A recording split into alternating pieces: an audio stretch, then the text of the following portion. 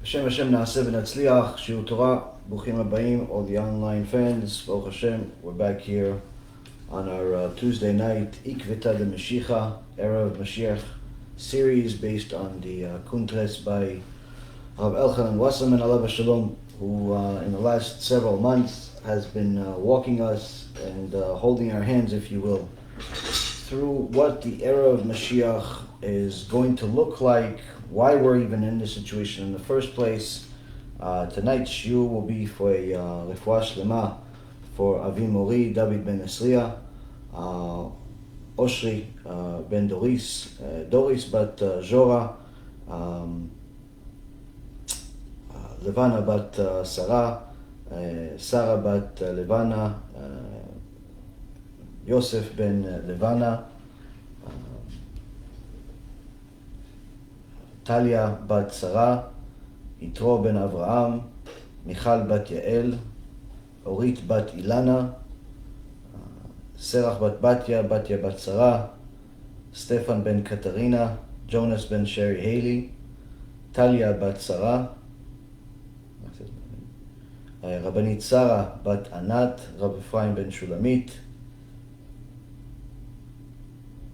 and Olivia bat Almaz, and also for a Atzlacha Rabbah for Shaul ben Farzane, Yitro ben Avraham, Oshri ben Doris, Gabi ben Doris, Elad ben Doris, David ben Esriya, Marsha bat Julie, and her dear daughter Ayla bat Marsha.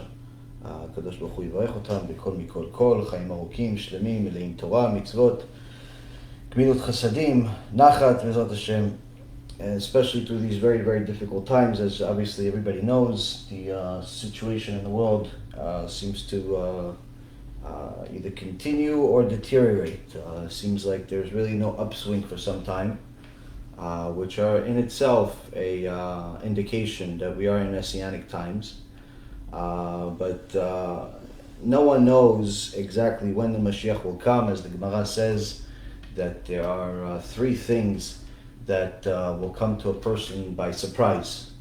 One of them is finding a wallet full of money. It will come to a person by surprise. Getting stung by a scorpion will come to a person by surprise. Such a thing is atrocious as it can happen. There are certain countries that have scorpions, and obviously other countries have other things. Surely that's always a surprise, but the same thing, the same type of surprise that a person would feel when he found a wallet. Wow, I can't believe I just found the $2,000 I need for rent. Wow, I can't believe I just found this this diamond that I've always wanted. Whatever it is, that's a big surprise to a person. Needless to say, a person is surprised if he gets stung by something or bit by something that you didn't even know was there. But it's interesting that the Chachamim say that this surprise, this sudden surprise, is going to be how people react when they see the Mashiach. When the Mashiach finally arrives, with HaShem, B'yamenu,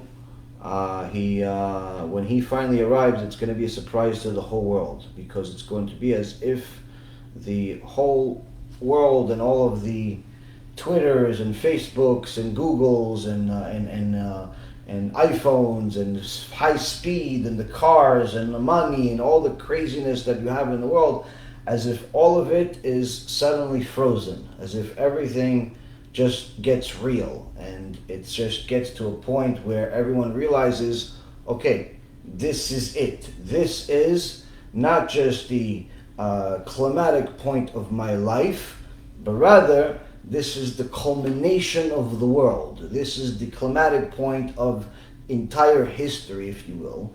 And unlike movies that are fake and build up, where you pretty much know that the time is coming where the end is coming, the good guy is about to win, or in today's day, the bad guy is about to win, where you see it's either because that's just how the story is going, or simply it's reaching an hour and a half, and usually movies are not very much longer than that. So you know the end is coming.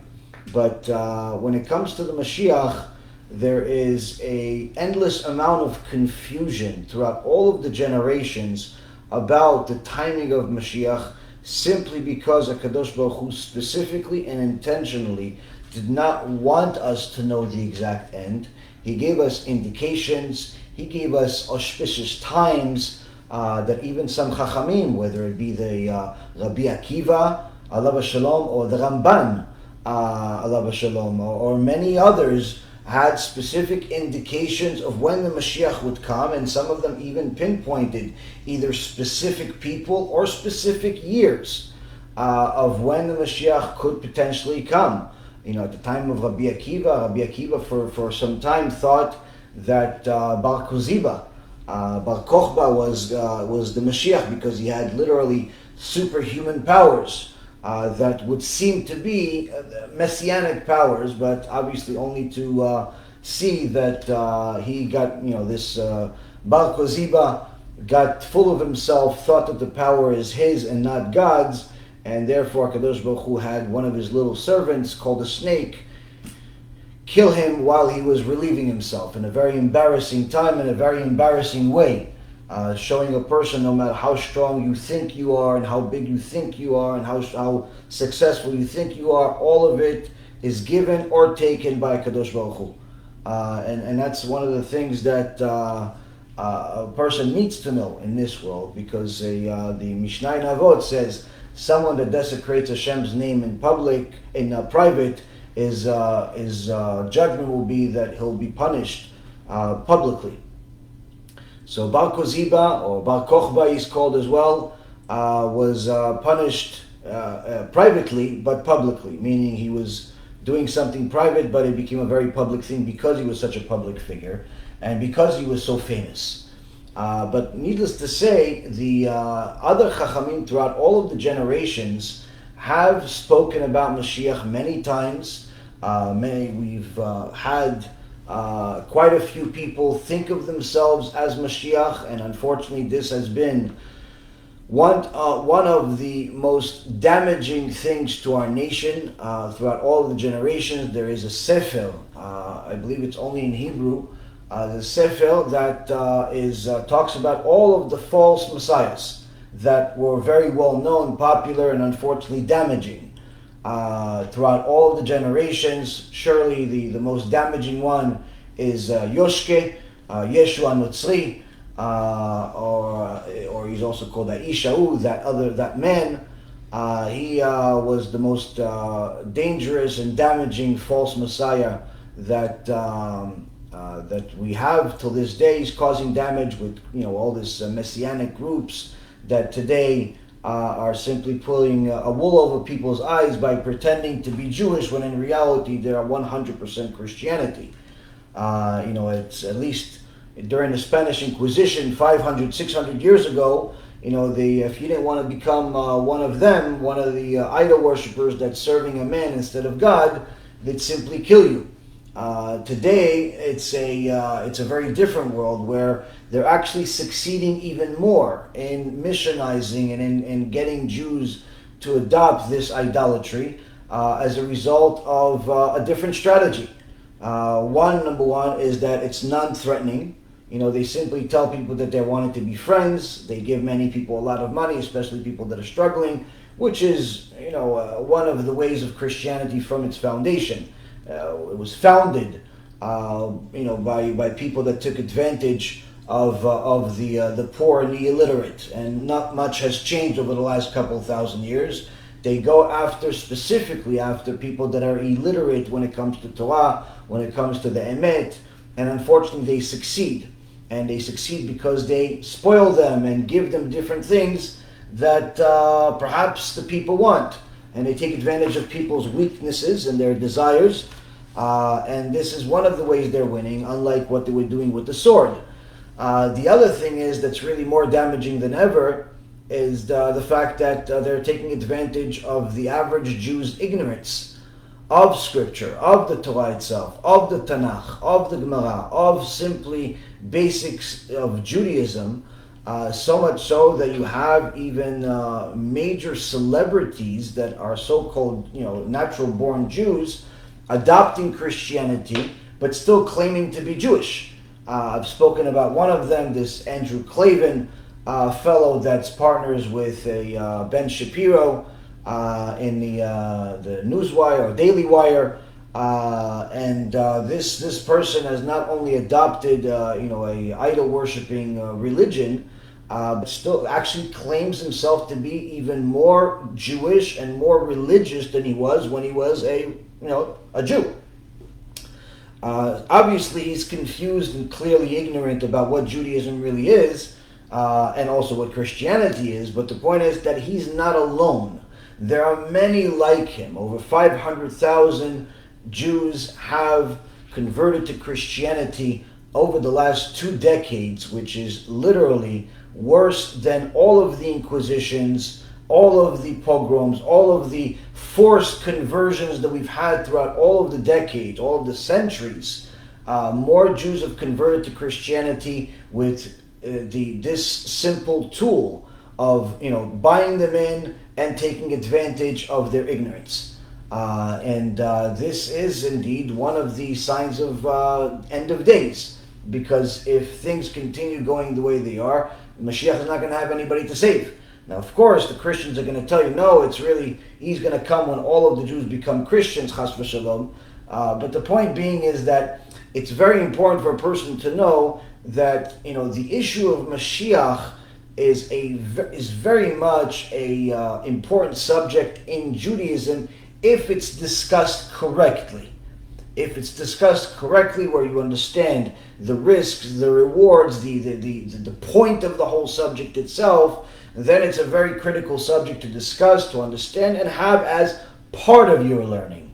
But what happens sometimes is that people can become fanatic about the issue of Mashiach. All they want to do is watch lectures or read books that discuss Mashiach. They get to a point where they simply think that either their rabbi is Mashiach, whether he's alive or dead, or they're somebody that they know is Mashiach, or they themselves are Mashiach. I get at least, I would say, at this point, probably, close to a half a dozen Mashiachs contacting me every week. Just, you'll see my phone, actually. Just Baruch HaShem, I don't answer my phone anymore, and this is the reason. People always ask me, how come you don't answer the phone? I called you 500 times. This is the reason why I don't. At 8:03, so about an hour ago, I got a message from somebody that's been calling me non-stop for the last few days. I don't know who he is. It's some 310 number. And he just keeps calling me over and over and over again since September 13th. Every day he calls me, and sometimes 3-4 times a day. And I have the automatic message that I say that please, send a text message and I'll answer your questions. But then he says, he responded, no, please call me. Like, people think that if they tell me to call them, that's going to make me call them. So anyway, one of the worst things you can possibly do, and a very easy way to get on my blocked list, is by calling me excessively. Because again, I get a lot of calls from good people, from crazy people, from all types of people, and I simply can't answer the phone. If I answered the calls, I wouldn't have time to breathe. So the way I communicate with people is via text message. I tell this to people all the time. People seem to fail to understand it, or the best part is that most of the people that call are the people that don't want to watch the lectures. Because the reality is 99% of the questions that people have are answered through the lectures anyway. If you just simply watch the lectures, you'll have your answers.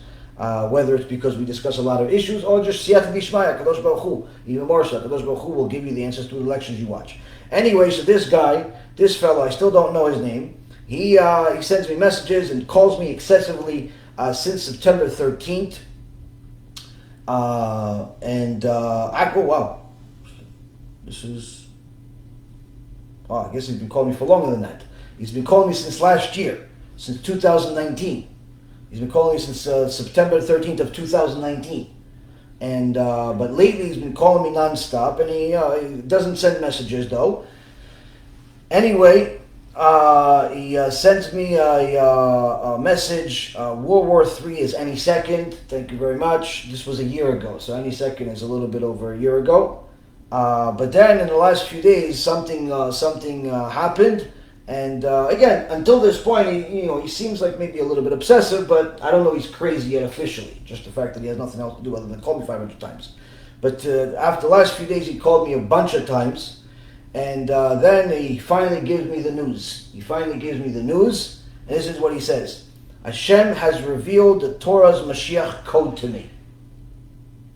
HaShem has revealed the Torah's Mashiach code to me. This is the message that I get. So you see, Rabotai, this is the reason why I don't answer the phone.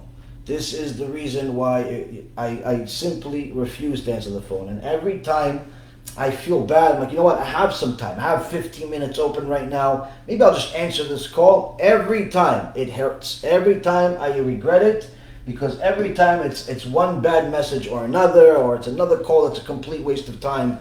It's just a big waste. But the point being is that there's a obsession about the issue of Mashiach that people have, where they watch so many lectures and read so many books, and even worse, they surf the internet and read anything that discusses Mashiach, which is pretty much grows by the millions on a day, because anyone that wants hits, anyone that wants some people to pay attention to him, at least for a few seconds, will just simply put the Mashiach or Messiah in their title, and surely they're going to get some people that are going to be, that's the best clickbait in the world. It's almost like saying free money. So people become so obsessive with Mashiach that they forget about reality, they forget about their actual real life, their current mission, what they're supposed to do in their job, in their marriage, in their service of Kadosh Baruch Hu, and they become Mashiach experts. And in the same process, here's another excessive caller, has been calling me the last few days 5,000 times. They don't get the message. So we're not going to shut the phone off so it doesn't continue. So this is how my phone is all day. There's non-stop calling, and it's actually a reason why I didn't mention it. I mean, this is not a new thing. The reason why I mention it is actually it has to do with the lecture today. The question is, and the topic of today's discussion, and of course the era of Mashiach is it good for you, for the Jew, to be famous? Is it good for you to be famous? Because in essence, that's almost what everybody wants. Almost everybody wants it. A lot of people want it. A lot of people want fame and what comes with it, or at least what they think comes with it. Is it worth it for you to be famous? Is it a good thing for you to be famous? Needless to say, is it good for Jewish people to be famous? Because today you have so many people focused on Mashiach, the most famous figure that everyone's waiting for. And they've become obsessed. They watch non-stop lectures about Mashiach. They can tell you about Zechariah 14 and Ezekiel 38 and all types of midrashim and all types of things that are going to happen when the Mashiach comes. But in reality, they don't know the actual halachas when it comes to Mashiach, that in reality, we don't know when he's going to come for sure. There is auspicious times. There are specific times that could be, that are more likely. But we're never going to know that specific day until it comes. Because as the Gemara said, and I mentioned before, Mashiach is one of the things that will come as a surprise to everybody. Everybody. So why do you have big and small Rabbanim, big and small scholars say, I think Mashiach is now, or they don't necessarily say, I think, Mashiach is here. You've had a few videos this past year that perhaps confused quite a few people, where some well-known rabbis went out there and said Mashiach is coming before Rosh Hashanah, and he's coming before Rosh Hashanah, almost in essence like a promise, saying he's coming before Rosh Hashanah. This is a mistake. It's a mistake. According to the Torah, it's a mistake. And any Talmid Chacham that I reviewed this with said it's 100% a mistake by this Talmid Chacham. Because of his kavod, I'm not going to say his name at this point, but the point is anyone that watched these videos knows what I'm talking about. It's a mistake to say that you know the Mashiach is going to come this year or next year or any year. Why? Because we don't know. You don't know. He can come tomorrow, he can come next week, come in 10 years from now. There are auspicious times. There are times that are more likely. There is a clock, if you will. And even the Ramban in essence says that the last day that he can come is in 18 years from now. 5,900. That's it. That's the last day. According to the Ramban's calculations. Does that mean that it's for sure going to come by then? Not necessarily, but according to his calculations, his emet, it could be. It could happen, or it could happen before, it could happen after. And many other Chachamim have said it. Rav Kanievsky Sheikhye. Rav Kanievsky has said the Mashiach is already at the gate. And does that mean that he's going to come? Maybe, maybe not. So why do all these big rabbis say it then? Why does all of this, many great Rabbanim that have said it, and even at the time of the Gemara, Rabbi Yoshua ben Levi, who had his chavuta, was Eliyahu Navi. The Zohar Kadosh says that Rabbi Yoshua ben Levi was Kodesh Kodeshim, was something out of this world. We know it went into the next world and back several times, went and saw Genom, went and saw Gan Eden. You know, somebody like this, his chavuta was Eliyahu Navi. Eliyahu Navi was his chavuta. And he asked Eliyahu Navi, where's the Mashiach? Why is he coming? And the Gemara says in Masechet Sanhedrin that Eliyahu Navi says to Rabbi Yoshua ben Levi, he's at the gate of Rome. He's over there. And I've told you guys this Gemara. He goes to the gate of Rome and he sees Mashiach. He sees the Mashiach. He says, Rabbeinu, how come you don't come? When are you going to come? And the Mashiach says to him, today. Rabbi Yoshua ben Levi says, Tabach Shimo, he leaves, he gets ready, everything. The day goes, the day passes, he doesn't come. The next day he sees Eliyahu Navi again. He says, Rebbe, what, is the Mashiach a shakran? Is the Mashiach a liar? Eliyahu Navi says, no, Rabbi Yoshua ben Levi, no, you misunderstood. You misunderstood the message. The Mashiach said to you, today, right? He said, yeah. He said, today. And he didn't come today in your days. No. Why? Because what he meant today is the day that you do tshuva, everybody does tshuva, I'm coming that day. I'm ready on any given day. That day everybody does tshuva, I'm coming. And from there's the debate among the Chachamim, whether the Mashiach is going to come in a good way, peaceful way, or in a, unfortunately, in a war way. And not the debate whether it's going to be this or that, or in essence, how much time we have. In so many words, it's what it appears to be from all of the Chachamim that have discussed it, is that the clock for the Mashiach to come in a good way, in a peaceful way, has practically run out.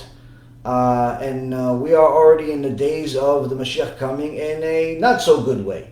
Meaning that there's going to be a era of Mashiach that the Rav Elchonan Wasserman is discussing already, that is going to be very, very difficult.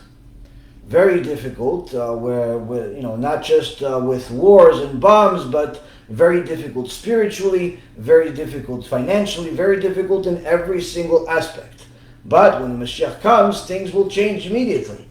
The point being is that when a person studies the topic of Mashiach, in order to understand how to prepare him or herself for that big day, by their daily servitude of HaShem, by their daily tshuva, by their daily kiruv, where they're helping Am Yisrael view more Torah, more Musar, more things that are going to help their day-to-day lives. They show them Be'ezratHashem.org, they show them the app, they show them RabbiMizrahi.org and the app over there. They show them the emet. They show them different places, and even if it's other organizations that have emet, no problem. There's no monopoly on the emet. They show them the emet in order to help people do tshuva. They themselves do tshuva. They're in essence not only preparing for Mashiach, but they're actually bringing the Mashiach closer by that action. So when a person studies this topic as part of his learning, it's very good. Why? Because this pressure, if you will, that you're putting on yourself is going to keep you on fire. It's going to keep you on fire for Torah.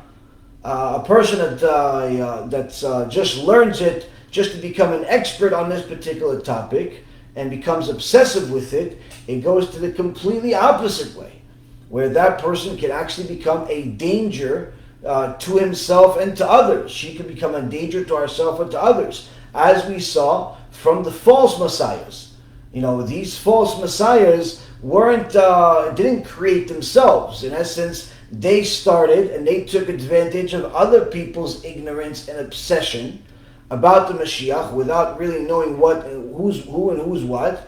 And unfortunately, took advantage of people and created a lot of damage, whether it was Yeshua Notzli, or was Shabtai Tzvi, or his follower. Even to this day, there are followers of Shabtai Tzvi. The point being is that this specific subject of Mashiach is important, but again, needs to be studied the right way.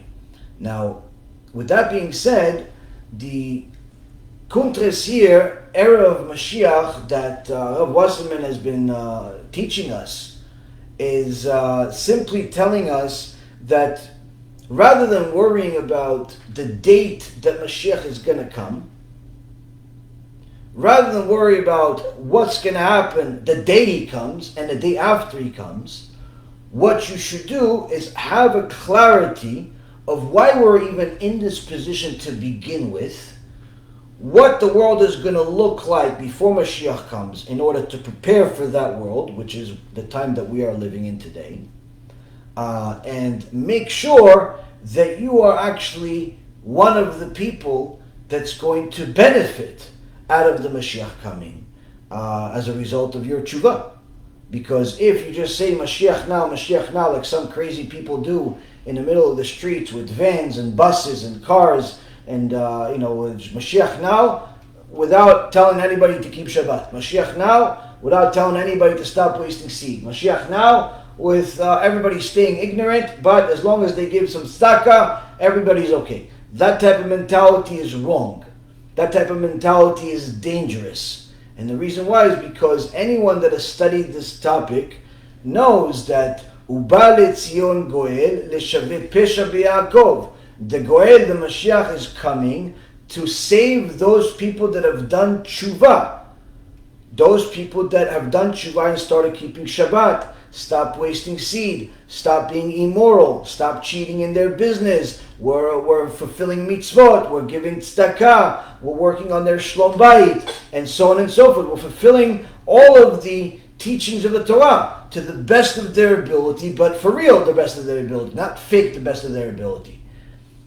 So that Goel, that Mashiach is coming to save those people. And anyone that does not do TeShuva to at least some extent of the basics of keeping Shabbat and stopping with the intentional karet sins, anyone that doesn't, then he's not going to be saved. Quite the opposite. He'll be destroyed. She'll be destroyed, chas v'shalom. Even if you love them and you care about them and so on and so forth, you have to understand that if you really truly love somebody, you care about somebody, you care about Am Yisrael, you have to let Am Yisrael know that the Mashiach is coming to save people that have done TeShuva. He's not going to help your local guy that has a deli open on Shabbat. He's not going to go and help the guy that has a nightclub. He's not going to go and help the people that are stealing money from people in cash advance businesses and all types of other businesses. He's not going to help those people. He's going to destroy them. Why? Because they went against the Torah. And Mashiach is here to empower the Torah, to make the Torah the law of the world, and not just something that you should do, or at least that's the way people view it today. So it's important for a person to learn the topic in order to prepare for that day, to know what he's working with, what she's working with. And because many times different people call me and they tell me, listen, I have a friend, I have a son, I have a daughter, I have somebody that I know that I care about and I love them, but they are not keeping Shabbat. Now if they never kept Shabbat because they went to a secular public school like I did when I was a kid, it's no surprise. That type of person, believe it or not, is not that hard to help him get on the right road. Why? Because he's in essence a child or an adult that's empty. It's an empty vessel. There's nothing in it. There's no Kedusha in there simply because there's no Torah. He doesn't know anything. He doesn't know why to keep Shabbat, why not. It just seems like a restriction to him. Somebody like that, you give them an injection of emet, of truth, that person can easily do TeShuva. And many, many people, by the dozens every day, are doing TeShuva through our shiurim, through our videos. People love the personal story as a starting point for people. And many people, always ask, how come nobody ever told me this? So if the person is a is an empty vessel, it's actually not that hard to get them to do tshuva. All you got to do is just give them the truth, uncensored truth, not politically correct, without thinking twice. Just press send, just invite them to your house to watch it, or whatever the case may be. Give them a CD. Guess what? That person is going to do tshuva. If not today, maybe tomorrow. If not tomorrow, hopefully very soon. But the point is, countless people are doing tshuva that way. The tougher stories are people that at least were considered religious, and then they fell off. And then they call us and they say, listen, I have a cousin, I have a brother, I have a wife, I have somebody that I care about and I love, and they're not observing the Torah. They're violating Shabbat now. They're doing this, and that. Now, the reality is that the solution for those people is usually the same. You have to give them a truth. Why? Because obviously they left because they were missing something. And had they known the truth like the Torah teaches, and what we're trying to teach for the last 6 or 7 years, they would never leave. Why? Because they would know it's not really a good option. But the reason why they left is because they were missing some information. So usually the solution to them is virtually the same. Sometimes you have to customize a few things, but overall it's almost the same.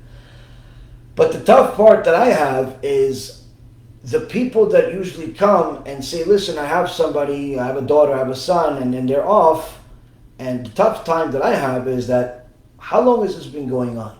And then they tell me, oh, it's been going on for a year, 2 years, 5 years. Wait, so you're telling me you're religious, your husband's religious, everybody's religious, but your son left 5 years ago, he's dating some goya, your daughter is dating some goy, they're intermarried, and you didn't pass out? You didn't start crying nonstop? You didn't, lie on the streets in front of their car on Shabbat, tell them either run me over or don't drive on Shabbat? How come you're coming 5 years later? What happened for the last 5 years? Many times, nothing happened.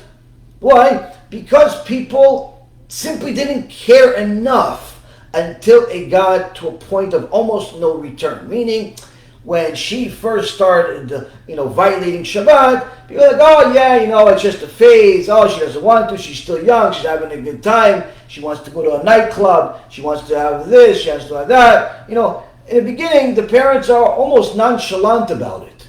When did they start becoming very concerned? When now she's already dating this non-Jew for a few years. In the beginning again, oh yeah, he's a nice guy, maybe he'll convert. Oh yeah, it's just dating, they're young and so on. But then she comes back with a ring and she says, yeah, me and Mustafa are going to get married next month in Abu Dhabi. All of a sudden, everybody starts losing their, oh, Rabbi, can you call them? They're about to get married in a month. What do you mean? What do you think, we're magicians? It doesn't work that way. It doesn't work that way. In order to help Am Yisrael, you have to help them from as soon as possible.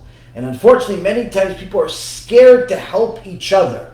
They're scared to help each other. Like, oh yeah, but I told them once and they didn't like it. Or I tried to tell them, but they weren't listening. Or I'm afraid that if I tell them, they'll get offended. Listen, it's better they get offended than they go to Gehinnom. And that's one of the things that people don't understand. And the kitrug on us, the case against us as a people is that when it comes to helping other people do tshuva, many people are very gun-shy. Very gun-shy. I don't want to offend somebody. I feel like I'm disrespecting his privacy. I don't want to this. I don't want to argue. People are gun-shy when it comes to it. But then when it comes to their fame, all bets are off. People are willing to do anything for the sake of a little bit of fame. They'll make silly videos of themselves, pouring water on themselves, just to hopefully get some 15 minutes of fame. They'll be on some stupid show, eating bugs, just so they can get some fame. They'll do all types of silly, stupid things and ugly things and disgusting things just to get some fame. Same concept in business. They'll do all types of unorthodox, if you will, unorthodox things just to get some attention. Whether it's a billboard that looks inappropriate, but it's really giving you a different message, or the likes, and so on and so forth. When it comes to fame, it's almost like people have forgotten all of their shame. You want fame? you have to accept shame. And that's one of the problems that we have. Why it's not only inappropriate, but it's also a case against us, because when you are told to go help your fellow, your brother, your sister, your cousin, your aunt, your uncle, you are shy, you are concerned, you don't want to violate anybody's privacy, and so on and so forth. But then when it had to do with a few dollars to line your pocket and maybe get a few YouTube hits and maybe get a clip on CNN and CNBC and so on, all of a sudden, you don't care. I don't care. I'm going to do whatever it takes to make it. And that's the problem. That's the problem, Rabotai, is because we view fame as a good thing. And our Torah perhaps tells us a different message. Let's see. Rav Wasserman tells us in his Kuntres, in the section Chavtet 29, where he says, he starts with a verse in Sefer Bereishit that Yaakov Avinu tells his sons.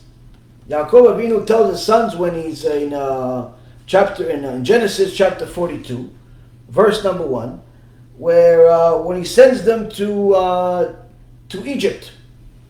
He sent them to Egypt because right now there's a famine. And he says you have to go to Egypt because they're the only ones. Apparently they have some viceroy over there, some really smart person. He doesn't know that that's his son, Yosef. Somebody, somehow, they had a blessing and they have a bunch of food. They're the only country in the world that has food. So go over there and collect the food. Get some food. Now, interestingly, for a long time, I thought that's because Yaakov and his family also didn't have food. That's why they went. But that doesn't make any sense. Why doesn't it make any sense? First of all, this verse, which says, Yaakov perceived that there were provisions in Egypt. So Yaakov said to his sons, why do you make yourselves conspicuous? Meaning, Rashi says on a place, why do you show people that you have money? Why do you show people that you have so much food? Wait, hold on a second. If you have food, if you have money, why are you going there? Why are you going to Egypt if you already have the food? So it doesn't make sense with this verse. If Yaakov is sending them to Egypt to go get food, why is he telling them before you go, why are you going to make yourself so conspicuous? Why are you going to show people that you have food already? So that's number one. And number two, we see that the trip itself wasn't really an overnight trip. The trip took a while. And yet Yaakov and his family had food. They had no lackings. In fact, they had a surplus. So the Chachamim say it actually is true. Yaakov had food. So why did he send his kids over there? He says, the Gemara in Masechet Taanit. Gemara in Masechet Taanit in page 10. Why in Masechet Taanit, page 10, 10b, says, Yaakov was telling his sons in this verse, V'yomer Yaakov lebanav, lama titrau, אמר להם יעקב לבניו, אל תראו עצמכם כשאתם שבעים. Yaakov was telling his sons, don't show yourselves when you're satiated. Not before the children of Esau and not before the children of Ishmael, who themselves are suffering. Don't show them that you have so much money. Don't show them. Why? Because they're going to become jealous of you. So, Rashi on the place over there says, yeah, the truth is the Yaakov's family possessed a lot of wheat, had a lot of money, had a lot of things. Why did he send them? Rashi says, because of the jealousy that is created when Esau and Ishmael look at us and they see that we're not struggling like them, like, see, these Jews have a scam. These Jews, they're the ones that made everything. So Yaakov didn't want Ishmael and Esau, the nations of Ishmael, the Arabs, and the nations of Esau, the Christians, and obviously in those days wasn't Christians or Arabs or Muslims, but the point being is that those nations were around back then. He says, when those nations don't see us struggling, and in fact, the opposite, they see that we're on TV, they see that we're bling-blinging, they see that we're making Hollywood movies and so on, that makes them even more jealous because they see themselves as struggling, they see themselves as having a tough time, and you're not only not struggling, you're having a good time. So Yaakov said, to protect ourselves from that jealousy that could create an unnecessary war, go over there like everybody else and go collect food like everybody else. So from here we see that Yaakov is telling his sons, we have to make sure to blend in and not get the attention of Ishmael and Esau.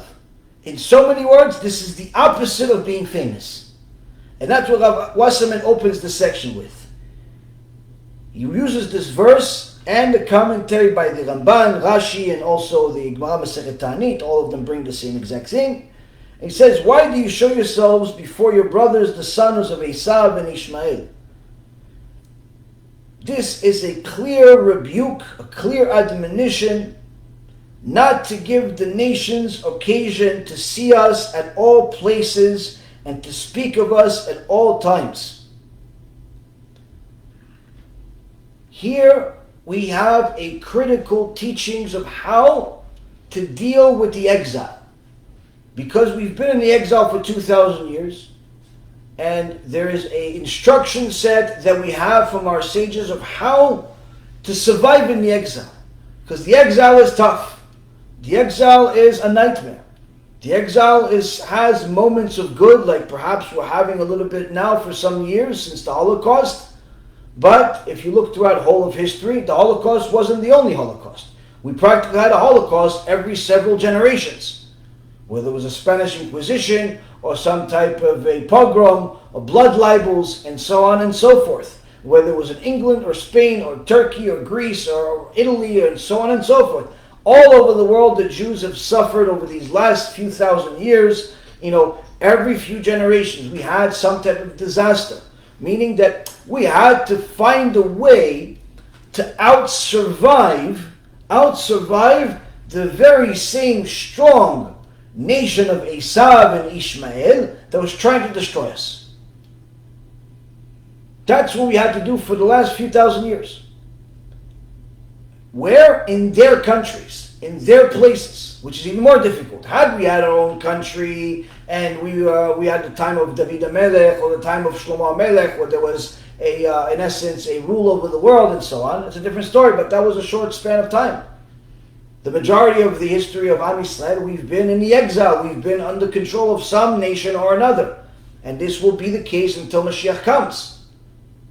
So, here we see that Yaakov is giving his sons instructions, which i.e. means gives us instructions, of how to survive the exile, how to deal with the nations of Ishmael and Esau. How to deal with them. Because HaShem gives them power, He gives them certain blessings due to their connection to our forefathers. Although they're wicked and although many of them are causing us damage, still they were blessed. They were blessed. HaKadosh Baruch Hu blessed Ishmael.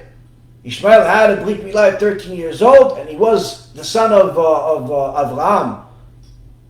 And Hashem blessed him. Even though he wasn't a chosen son and never will be, He still blessed him to have a significant amount of wealth and power in this world. Same goes with Esau. Even though Esau was not the one that got the blessing from Yitzchak, that was the same level as Yaakov. He got a big blessing. What blessing? That he will rule with a sword. Anytime that Yaakov, that Am Yisrael in essence, is not doing the will of their Father in heaven, anytime that we fail, Esau will lead us by the sword, will actually rule the world by the sword. That's why, by the way, as just a side note, this Rasha Zionist, Max Nordau, he is highly admired in Eretz Yisrael by other fellow Zionists, so much so that when I grew up in Netanya, there's actually a whole street, a neighborhood named after him, this Nordau, this Rasha. But this Rasha was such a Rasha. He wasn't an ignorant Rasha. He was a smart Rasha. Many Rashaim today are completely ignorant. In those days, a lot of Rashaim were actually knowledgeable, but nonetheless Rashaim. Intermarried and so on and so forth, and cared less about Torah. What did he care about? What did he say? Listen, why would I want the blessing of Yaakov? I want the blessing of Esau. I want to rule by the sword. That's what Max Nordau said. He wants to rule by the sword. And many people want to rule by the sword. Anytime there's something going on, there's anti-Semitism is going up, there's some type of issue and so on, people start buying weapons. Who do you think you are? You're still living in the exile. No, I live in Eretz Yisrael. That's still considered the exile. Why? It's not run by religious Jews. Wherever you are, you're in essence considered the exile. Surely there's a special, beautiful blessing to live in Eretz Yisrael, and if you have the ability to do it, you should. But the point being is that you should never think for a moment that just by living in Eretz Yisrael, you're living, it's going to be peaceful. Everybody that lives there knows that there is obviously just as many and sometimes even more issues living over there than other places. But of course, there's a beautiful blessing to live over there. There's a lot of Kedusha over there, a lot of great Rabbanim, a lot of Talmidei Chachamim, and so on. But the point being is that a person should be aware that the world around him is not the world that Hashem wants. Hashem does not want this atheist, secular, idol-worshipping world the way it is. He wants us to perfect the world by doing tshuva ourselves and helping others do tshuva. But in the meantime, there are many wicked people that are trying to do the opposite, getting people to leave and getting people to become idol worshippers and so on. So, with that being said, over the last 2,000 years, the main domination has come from the church, the Christian church, and all of its denominations, in a vicious sword way, in a vicious way where really up until recently it's been only that. And Yaakov is simply telling us a prophecy over 1,000 years before Christianity was even born, telling his sons, telling us, if you want to survive the sword of Esau, you want to survive the sword of Ishmael, don't show off your wealth. Don't show off your success. Get out of the attention. Get out of the limelight. Get out of it. Why? Because when you do it, you're going to be like the star of attention. You're going to be the center of attention, if you will. There are 8 billion people in the world today, approximately. And surely there are many of them that are doing all types of wonderful things. Discovering new things, building new things, buying new things, and surely there's many of them that are doing horrible things. The point being is, it's not so hard to find news. You could just simply go to any neighborhood, stay there for all day, you'll find something to write about. Doesn't matter where it is. You can go in the middle of the jungle and you can find a story to write about. Oh, I was sitting there and suddenly the alligator showed up and he looked at the snake and the snake said, okay, I'm leaving. That's it. It's your story. You could write it 500 words, you got yourself a few dollars from CNN. That's the story.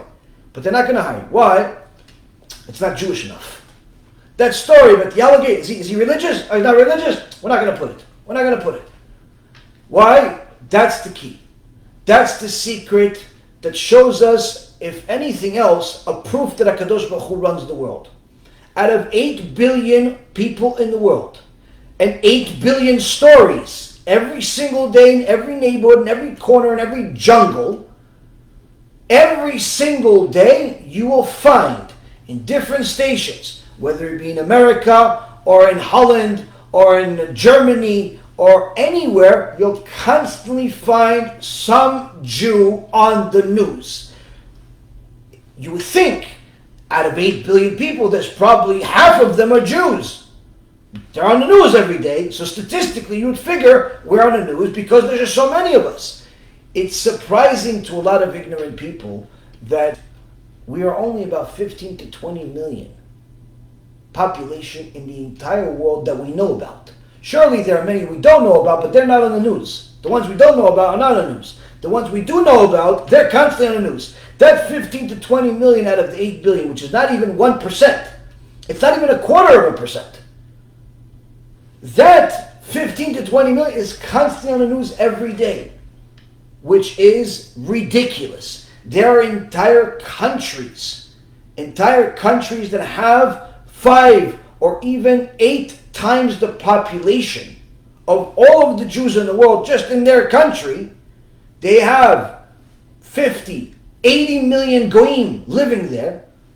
Most people, in America at least, have never even heard of this country. I've never heard of these people. Never knew there's so many of them. Yet, your average Jew, constantly looking for his peers, his brothers in the news. And you see them, and you find them easily. Why? This is the curse of the blessing. This is the curse of the blessing.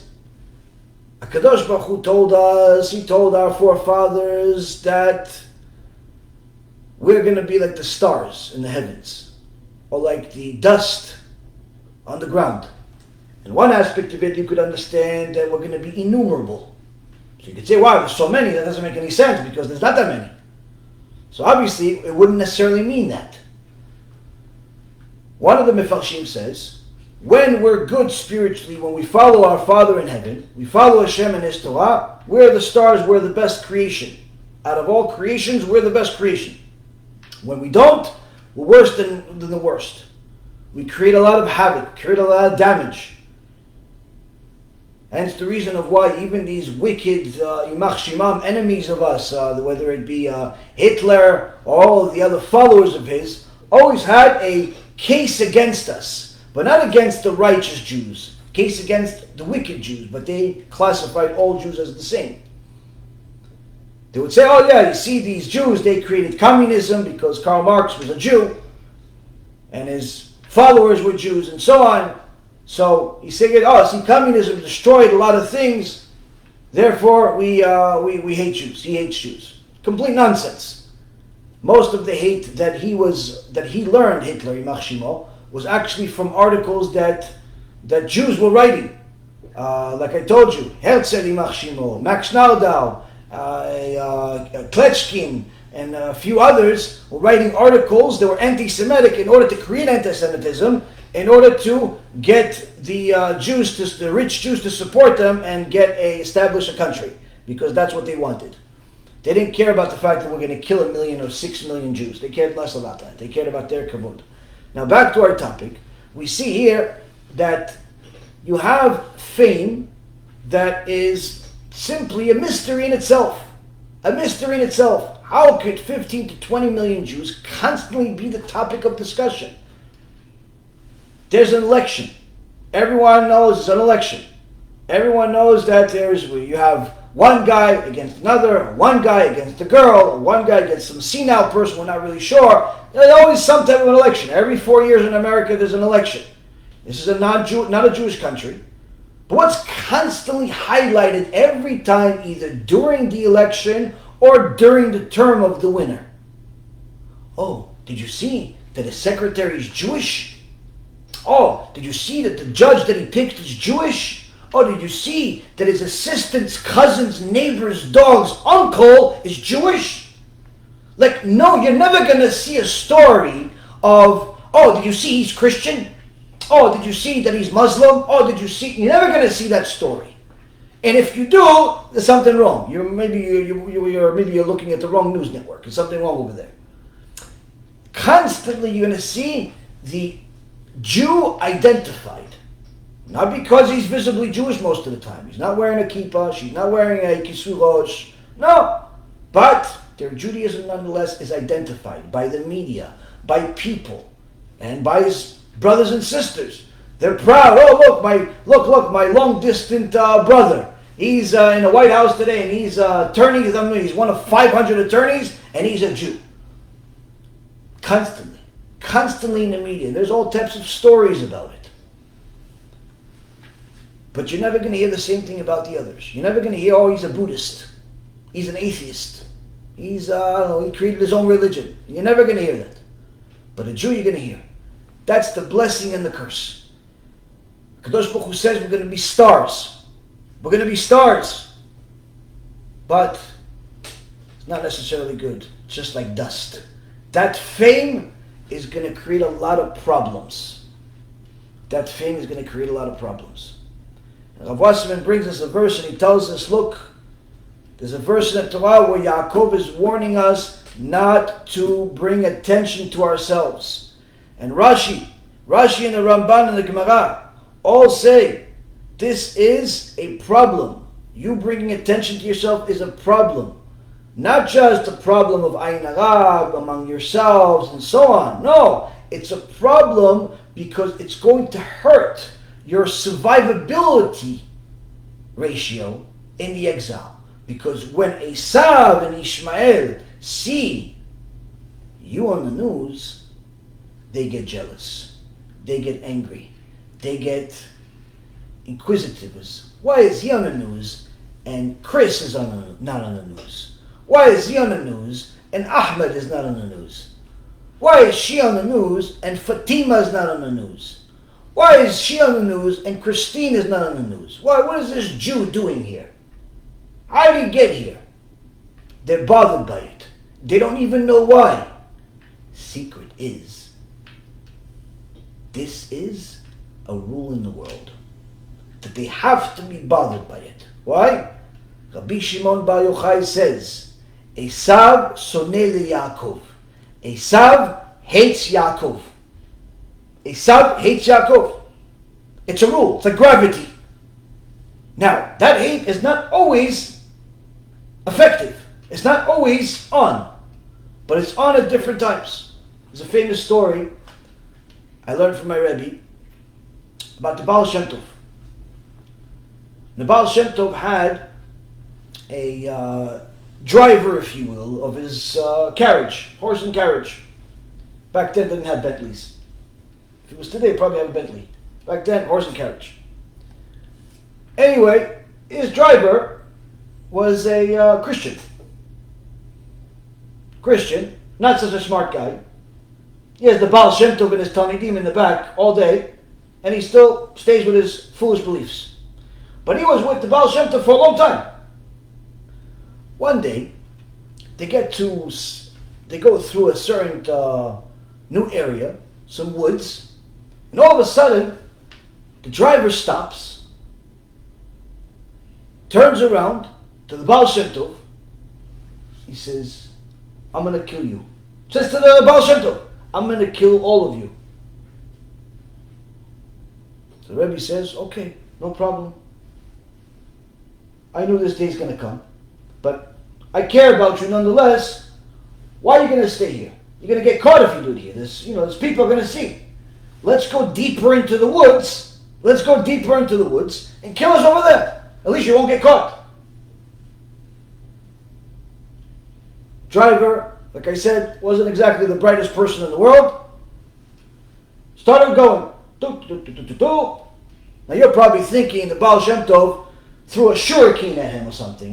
Gave him a nice tah. No, that happened. All of a sudden, they go deeper into the woods. After a little while, the driver stops, turns around, starts hysterical crying. I'm sorry, Rebbe. I don't know what got into me. I don't know what happened. I didn't mean it. I'm so sorry. I don't know what happened. I don't know. I'm sorry. Please, will you forgive me? No problem. Continue going. Continue going, and it didn't happen again. So after all this thing was done, and he went to his room, and the Baal Shem Tov and his Talmidim went to their place. I said, Rebbe, what happened here? He says, I always wondered, how come this driver never killed us? Because there's a rule in the world. There's a rule in the world. Esau soneh Yaakov. There's a rule in the world. Esau hates Yaakov. But I saw that because of the kedusha that we were producing, all of the holiness that we were producing, all the Torah that we were learning was protecting us. So what happened today? So today we went to a place. Suddenly he stopped and he called us and he wanted to kill us. So I thought to myself for a second, what is going on in this place? What's happening here, the Baal Shem Tov says. And Beruach Kodsho, Beruach HaKodesh, he identified this is the place where Cain killed Hevel. This is the location. And that damage to the universe, to the spiritual universe, was still there and affected him. Suddenly he wanted to kill us. So that's why I told him, go deeper inside, let's get away from this area. Why? Because the tumah that's in this place, the damage that's in this place was affecting him. As soon as we get out of there, it's not going to affect him anymore, and our kedusha will have the power again. There was so much damage in that area that even our kedusha wasn't enough. It affected him. So we see here, Rabotai, that there's a rule in the world that HaShem turns on and off the button of when Esau and Ishmael are going to hurt us, when they're going to launch rockets, when they're going to go beat up some Jews, when they're going to go write some more articles against us, and so on and so forth. Now it is clear as day that that button has been turned on, or at least the shift has always been on, but the shift and the gear has been turned up, if you will, over the last few years, as anti-Semitism in the world has not only risen, has not only gone up drastically, but it's now gone to the point where it's socially acceptable.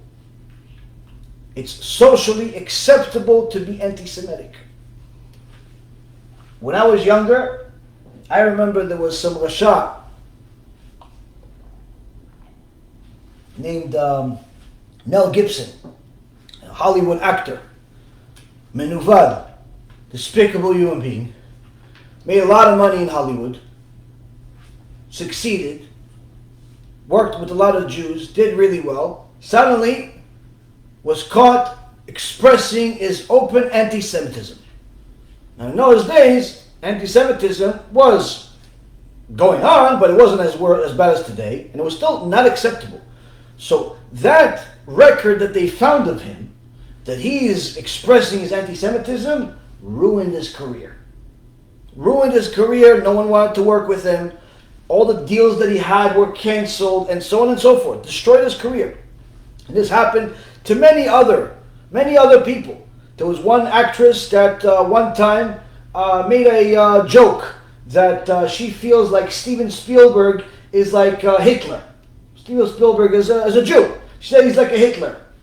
He didn't take it as a joke, and he fired her. Now this actress was extremely famous and very successful, and so on and so forth. And guess what? Her whole career ended on that day. What? She made a joke about Hitler. A Jew being like Hitler because he worked really hard and so on and so forth. And many times this happened throughout my life where someone would make a socially unacceptable and racial comment or a anti-Semitic comment, and their career would simply be over. Today, it's not only become socially acceptable, but it appears that in some places it's actually socially welcomed. You have actresses, athletes, very famous people are openly making anti-Semitic remarks on their Twitter, on their Facebook, in their books, and so on and so on. You even have government officials in the United States and other governments openly anti-Semitic, calling for the outright destruction of Israel. No one does a thing, and in fact, they get promoted even higher. We see this is just one lifetime. This is the last 10 years. It's not even a lifetime. It's not even a generation. Just last 10 years. You see the shift. It's become ridiculous. How HaShem has shifted everything. At the same token, you see that Jewish people have actually become more famous, more successful during that time. So anti-Semitism is up. Success of Jewish people is up. Religiosity, not so much. So we see here that there is some type of connection between the two. If I was still on Wall Street and there was a derivative to invest in, I'd invest in it. Why? You see that I can bet long on anti-Semitism and put all my money in it. Why? Because I know that as long as Jews will continue to be more successful, anti-Semitism will continue to go up. They become more famous, therefore anti-Semitism goes up. Or if I want to short, and so on and so forth. Point being is that you see that there is some type of connection between the two. Not just in the Torah, but you see it in actual real life, in your own lives. Rav Wasserman tells us this is not just theoretic, this is a reality, this is a principle in creation. When you show your brothers, the sons of Esau and Ishmael, your wealth, your success, You're bringing attention to yourself. And he brings more sources now. He says, accordingly, as the nations think and speak less of us, by so much will our lot be better. The less they talk about us, the better it is for us. The less they talk about us. You could also see this in your own life, in your own parents' life, or perhaps your grandparents' life. Look at how much we were famous, successful, and so on in the 1930s. In Germany, we were in the government, we were in celebrities, we were successful in business, and so on and so forth. Obviously, that didn't work out so well. Holocaust came, okay? Because a lot of intermarriage, a lot of horrible things happened during that time before the Holocaust. It's not just about, the question is not where was God during the Holocaust, but rather where were the Jews the day before the Holocaust. So now, after the Holocaust, as the dust started to settle, it became socially unacceptable to talk about Jews in general, needless to say, talk about them in a negative way. And what do you see during that period of somewhere around 50 to 70 years? Judaism prospered. Many yeshivot were rebuilt. Many new kollels, many new synagogues, many new communities. You started seeing people build their families, build their communities. Places like Lakewood, Muncie, places in Baltimore, in New York, in different countries. All over the place, you started seeing Jewish communities prosper. And all that time, we weren't in the news for very much. A little bit, but nowhere near like today.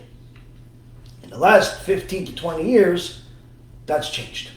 Especially the last decade, the last 10 years. You see that now suddenly everyone's discovering which celebrity is really a Jew. And you see that they have a whole website of people like this. You see all these people that were Jewish and no one knew they were Jewish. But now it's a big deal that they are. Now we see certain executives, certain government officials are Jewish. Now it's become the center of attention. We are bringing that attention to ourselves. And Rav Wasserman says that so long as the nations speak less of us, it's good for us. Our lot will be better.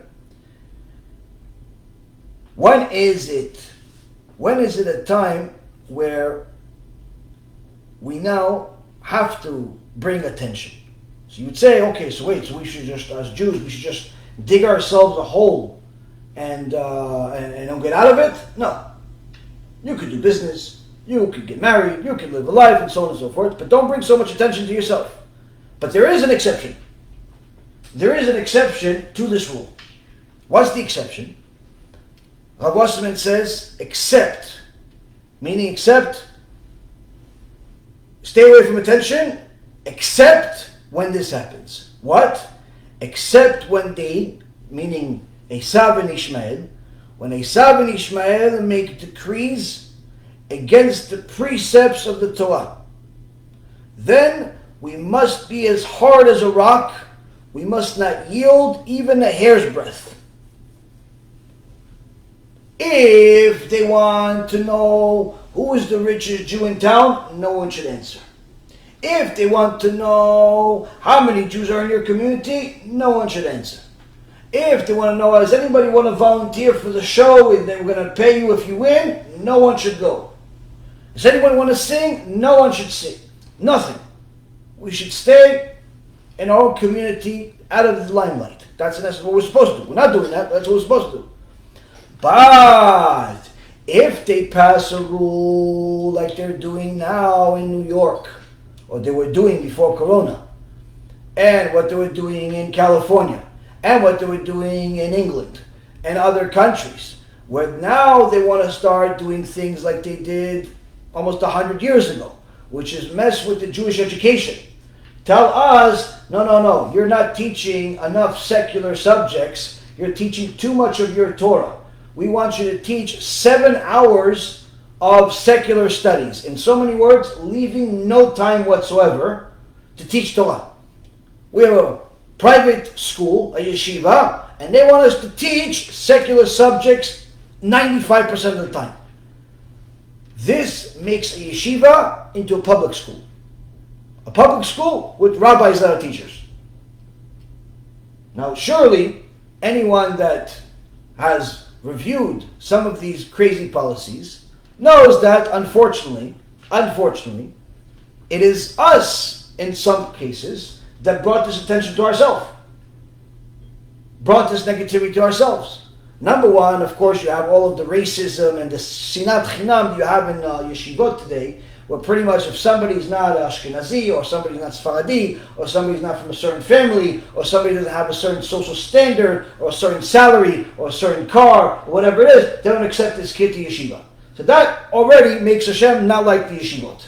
A lot of the yeshivot today, unfortunately, are not in the ways of HaShem. They're teaching people only if they fit their criteria. Like, being a Jew is no longer enough.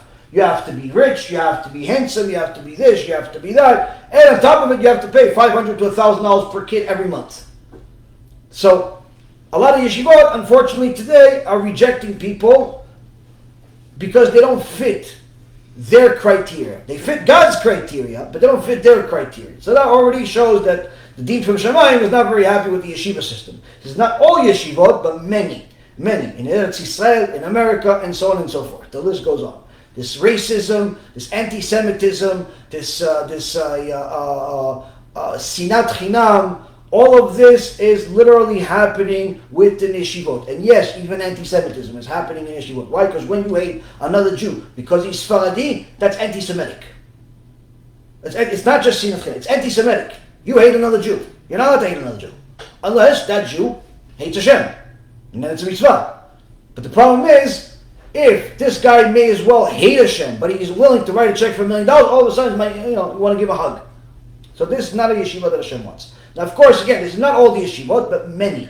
Enough to create damage. Second thing is, unfortunately, this is a reality also. Quite a few stories have come to me. Enough to say that this is happening on a very large scale, if not completely massive scale. Many places have taken advantage of the government rules, getting all types of funding from government to the point where the government says, listen, you're taking so much of our money, every student that you bring in, you're taking $5,000-$10,000 on top of the tuition that the kids pay. Whether it's scholarships or it's this or it's that, you're taking so much government money, the government says, I want to run the school. And that's why over here I learned, many times when you have a new Jewish school open, most of the kids have some type of mental disability. And if they don't, sometimes don't make it that they have mental disability. Why? Because the grant that you get, the scholarship that you get from the government is higher. This is not only horrible in a sense of using money from the goyim and depending on it, which is horrible, but it's also illegal according to the Torah. You're not allowed to make these things and take advantage of these policies if it's not legitimate. If there's a program that they're giving everybody and you're doing it the right way, you're applying the right way, no problem. You're doing the same thing like everybody else. They have a grant, they give all types of schools, certain types of students, you're doing it, no problem. The problem is that, unfortunately, you have some places, some schools that may have some good rabbis, some good students, but somebody behind the scenes that's in charge of money doesn't have any yirat shamayim. So he says, listen, over here we're supposed to put a check, but we'll put an X instead. Why? Because if I put a check, it means $5,000. If I put a X mark, it's $50,000. And that's the problem. They take advantage of the policies. And of course, this is not the will of HaShem. This is Chilul HaShem. This is also stealing. And this is happening on a massive scale. So you see now, the Goyim have been given the staff, the stick. They're given the stick by HaShem to say, now we're going to go tell you what to do with your schools. Your yeshiva can't teach 9-10 hours of Torah. Yeah, you can teach 1 hour. Why? You have to teach them everything else. In London over there, in the UK, Shem Ishmael, they're even fighting for the fact that to teach kids about Christianity in the yeshiva. In other cases, to teach kids about homosexuality. 4 or 5-year-old kids, they didn't want to teach them about homosexuality. The problem there is that one of the people that's spearheading this filth is actually the head rabbi of the UK. So you see here that Esau is being given the stick to hit us, but it's not just because something happened beforehand. For such a thing, we have to speak about it. We have to talk about it. We have to bring light to it. We have to fight for it tooth and nail. Why? Because this is risking our entire generation. And that's what Rav Wasserman says.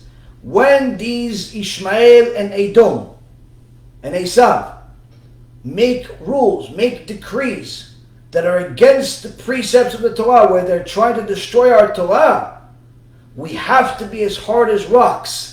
We cannot yield even a hair's breadth. If you have to go in the media and tell them this, go do it. If you have to, whatever you got to do to bring attention to this, obviously in a legal way, in a respectable way, but nonetheless, bring attention, become famous because of this subject, for this you do it. Which is it's the polar opposite of everything we talked about for the first hour.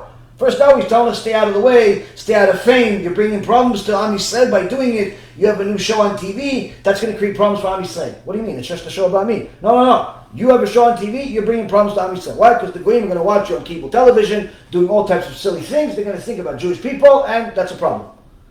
And so on and so forth.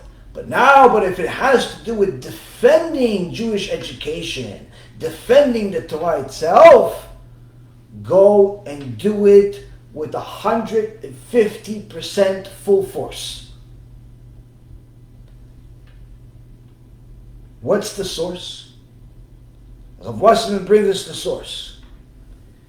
He says when Nebuchadnezzar Rasha decreed that the Jewish people must bow down to his image.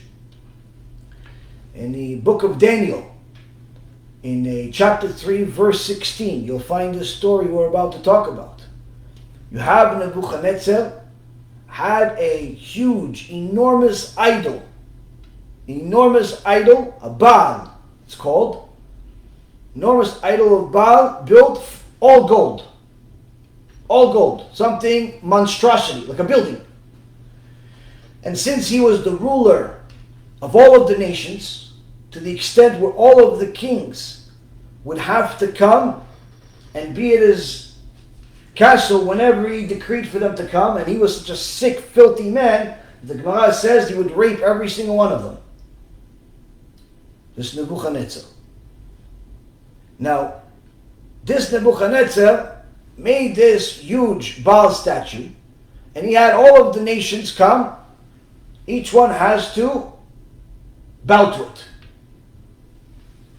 And the famous story is, in the book of Daniel, that you had three tzaddikim that were representing Am Yisrael. Hananiah, Mishael, and Azariah. Hananiah, Mishael, and Azariah were three enormous tzaddikim that were representing Am Yisrael. Now, before we even go to the story, you could say, wait a minute, hold on a second. The story goes that simply they said no. They came, they said no, he threw them into a fire, and HaKadosh Baruch Hu made a miracle for them, and they survived. That's the short version of it. What are you going to learn from that though? First of all, you should be asking, why did they go? Why don't they just run away to like Zimbabwe or something? The reason why they went, which is a very important question, is because there's an issue of Kvod Shamayim, the honor of heaven. If they would have escaped, ran away, there are so many nations at this festive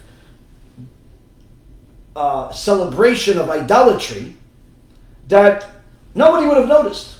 Nobody would have noticed these three Jews are missing, that the Jewish people are missing. We weren't exactly China, that you would say, oh yeah, look, the Jewish are missing. I can't believe there's 1 million people missing in attendance. No one would have noticed if Hananiah, Mishael, and Azariah just didn't show up.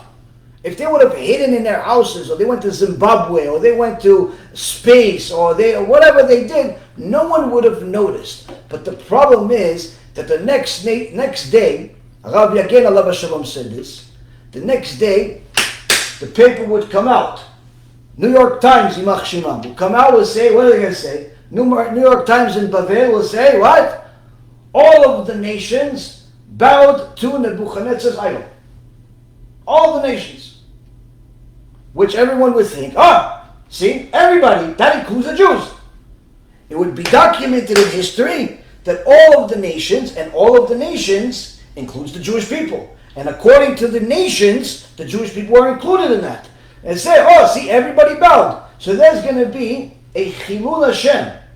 Even though it's not true, even though it's completely not true, because they didn't bow to it, but still, according to the nations, they would see it as, see, during that day in history, they bowed to the idols, and you bowed to the idols. And you can tell them, no, we weren't there. Listen, that's what the paper says. If it says it on the internet, it must be true, people think. If CNN says it, it must be true. If it's in the papers, it must be true. And that's the problem. Hananiah, Mishael, and Azariah knew there were big tzaddikim, and they knew they cannot just run away. Why? Because there would be a Chilul Hashem. So they have to deal with this. So they went to the prophet Yechezkel, and they asked him, please talk to Hashem for us. Ask him, if we go over there, and we don't bow to this idol, Nebuchadnezzar has a special fire he's been heating for weeks. This fire, anyone that walks next to it, forget about goes in the fire, walks next to it dies on the spot. That's how hot the fire looks. So anyone that doesn't bow automatically goes in the fire in front of everyone. So the question is Hashem going to save us if we tell Nebuchadnezzar, go fly a kite? We're not bowing. And he throws us in the fire. Is he going to save us? The prophet talks to HaKadosh Baruch Hu, and HaKadosh Baruch Hu says, tell them, if they say that they don't want to serve an idol, and he throws them into the fire, I'm not going to save them. I'm not going to save them. If they want to do it, let them do it. Meaning, if they want to honor my name and die for it, let them die. Mitzvah. That's it. That's the news they get. Meaning, Chevre, dear fellow, you guys want to die and go to heaven? Okay, go ahead. You have the right to go do it. But if you worship an idol, you go to hell. You go to Gehenna. That's the news they get from the prophet. Moments after they leave, the prophet goes back to Hashem as HaKadosh Baruch Hu. Why wouldn't you save them? It's tzaddikim. HaKadosh Baruch Hu tells the prophet, no, my dear. I am going to save them. But I didn't want to tell them I was going to save them, because if I tell them I'm going to save them, it's no longer a mitzvah. I'm taking away all the reward they're going to get. Because now they know, listen, we're going to jump into the fire, Hashem is going to save us. What kind of kavod is that to Shemayim? You already know Hashem is going to save you. So this is the test. If they pass this test, their name will be remembered forever. Because they'll sanctify my name in a big way. So now, this is the background of the story. Hananiah, Mishael, and Azariah go in front of countless people. They're up to turn. They ask, no, come on, bow to the idol. They say, no way, we're not bowing to the idol. And now comes the Tanakh and tells us the story of what happened. Prophet Daniel, it's in his Sefer in the Tanakh, in chapter 3, the whole story starts, or this particular section starts at verse 13. It says, the king Nebuchadnezzar, in anger and fury, commanded to bring Shadrach, Meshach, and Abednego. Who are these people? The Gemara says, these are the Babylonian names of Hananiah, Mishael, and Azariah. It's like Yaakov turned to Jackie. And Shimon turned to Steve. And Moshe turned to Joey. So they gave some goyish names, Nebuchadnezzar. It says, these men were brought before the king. Nebuchadnezzar exclaimed and said to them, is it true, Shadrach, Meshach, and Abednego, that you do not worship my God, and that you do not prostrate yourself to the golden statue that I have set up. Now behold, you must be prepared when you hear the sound of the horn and whistle, the tambourine, the drum, the cymbals, the flute, and all kinds of music, to fall and prostrate yourselves to the statue I have made. But if you do not prostrate yourselves, you will immediately be thrown into the fiery burning furnace. And who is the God who can save you from my hands? This is in front of countless people. Nebuchadnezzar tells them there's a whole orchestra over here. Every time somebody comes closer, every step they get, there's new instruments being all music in honor of this fake God that he made. And you are going to listen to this music, and you're going to walk down the aisle, and you're going to go bow to my God. But if you don't, you're going to go into the fiery furnace. Shadrach, Meshach, and Abednego responded and said to the king, Nebuchadnezzar, we're not worried about replying to you about this matter, meaning we're not scared to answer you about this subject. Behold, our God whom we worship is able to save us. He will rescue from the fiery burning furnace and from your hand, O king. But if he does not, let it be known to you, O king, that we do not worship your God, and to the golden statue that you have set up we shall not prostrate ourselves. They tell him to his face, in so many words, do you have a toy store around? Yeah. Does it sell kites? Oh, go buy it and fly it. We're not going to bow to your God. No chance. Because why? Our God is big, and our God can save us. But even if he doesn't save us, good came out of it anyway. Why? We're going to be burned to ashes, but it's going to be Kiddush Hashem. Everyone's going to know we didn't bow to your God. There's at least somebody in the world that's not afraid of you, but is afraid of God instead. So it says here, verse 19, Nebuchadnezzar was filled with fury, and the form of his face became contorted. The heat of the furnace, he asked them to heat the furnace 7 times what it was. And they had them throw in. And it was so hot that the people that walked by it to throw them in, they themselves died. But then this happens. After they throw them in the fire, Nebuchadnezzar says to the people, did we throw 3 bound men into the fire? They tied them up, they threw them in. And he says to them, did we just throw 3 people in the furnace? And he says, true, O king. Yeah, of course. Yeah, we threw them. So he responds to them. He says, but I see 4 unbound people walking in the fire, and there's no wound on them, and the appearance of the 4th is one like an angel. He says, we threw 3 that were tied up. All I see right now in the fire is there's 4. No one's tied up. They're all walking around having a good time, and the 4th one has the image of an angel. Where did the 4th one come from? He calls them up to come out. And Nebuchadnezzar exclaimed, blessed is the God of Shadrach, Meshach, and Abednego, who sent his angel and saved his servants, who relied on him, and disobeyed the king's order and offered their bodies in order not to worship or prostrate themselves to any god other than their God.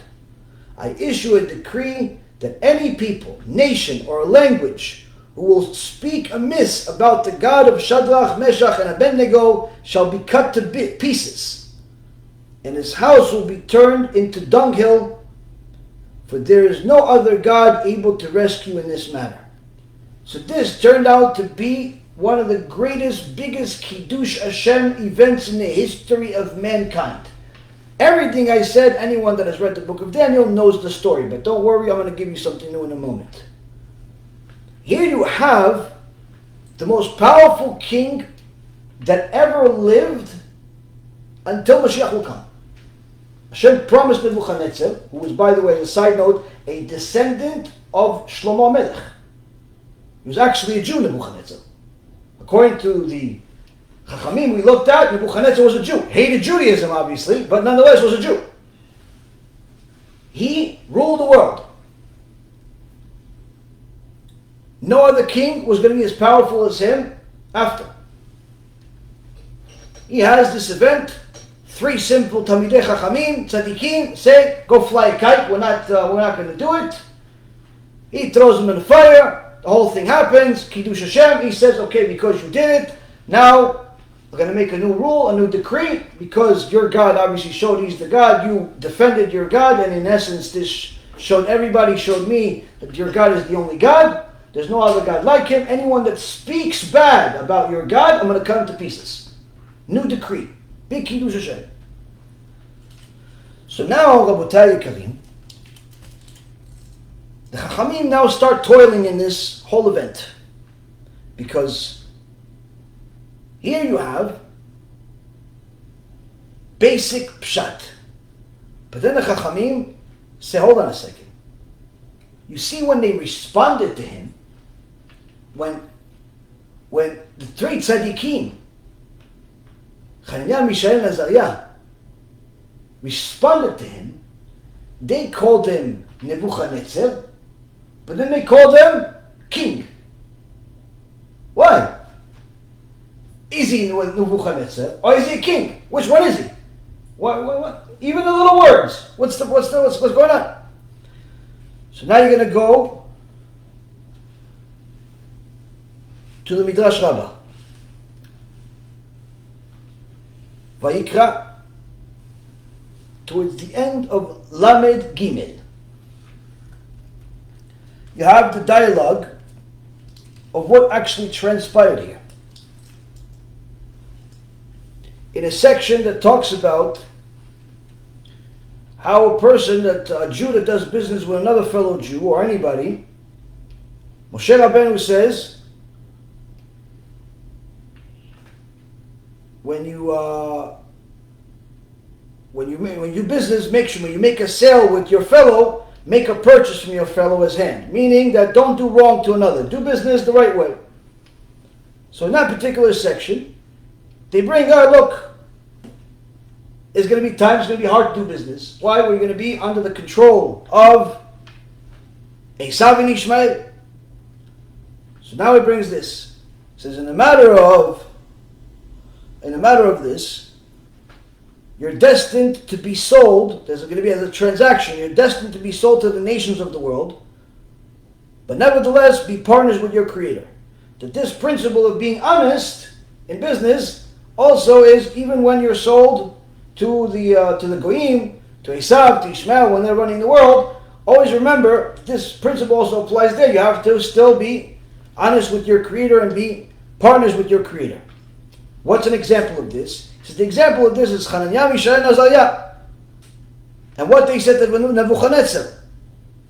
They said to him, we're not worried about replying to you about this matter. Behold, the God who we worship is able to save us, but even if he doesn't, it's going to be known that we did not bow to you or to your idol, and so on.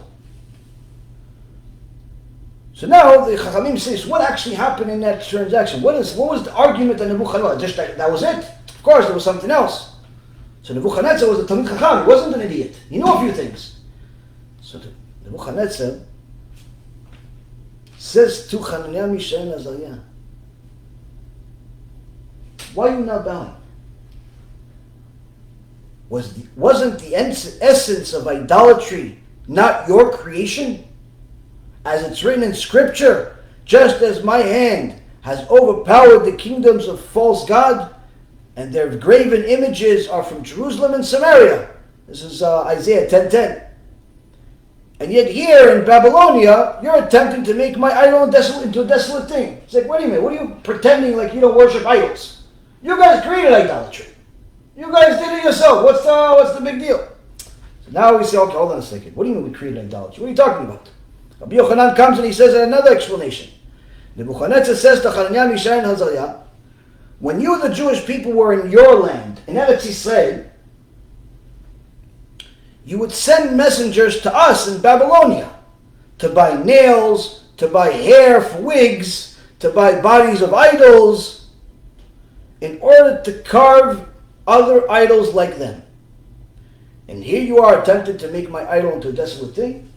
So, why do you think, he tells them, why do you think you're in my country? Why do you think I destroyed the whole Bet HaMikdash and this destruction happened? Why do you think this whole thing happened?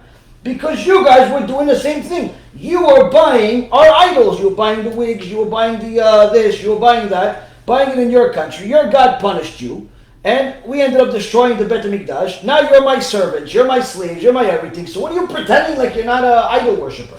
All of a sudden you're tzaddikim. If you were real tzaddikim, you wouldn't have been here in the first place. That's a great argument. If he was talking to a few people that were just basic level, not really just watching shiurim here and there, but not really studying the books, they could have failed. Said, you know what? Technically, he has a point. The only reason why we're here is because we were serving idols. So maybe we should serve idols over here also. Just not to die. You could rationalize it if you have a rationalist type of mind. But if you're a tzaddik, you have a different response. You have a different response.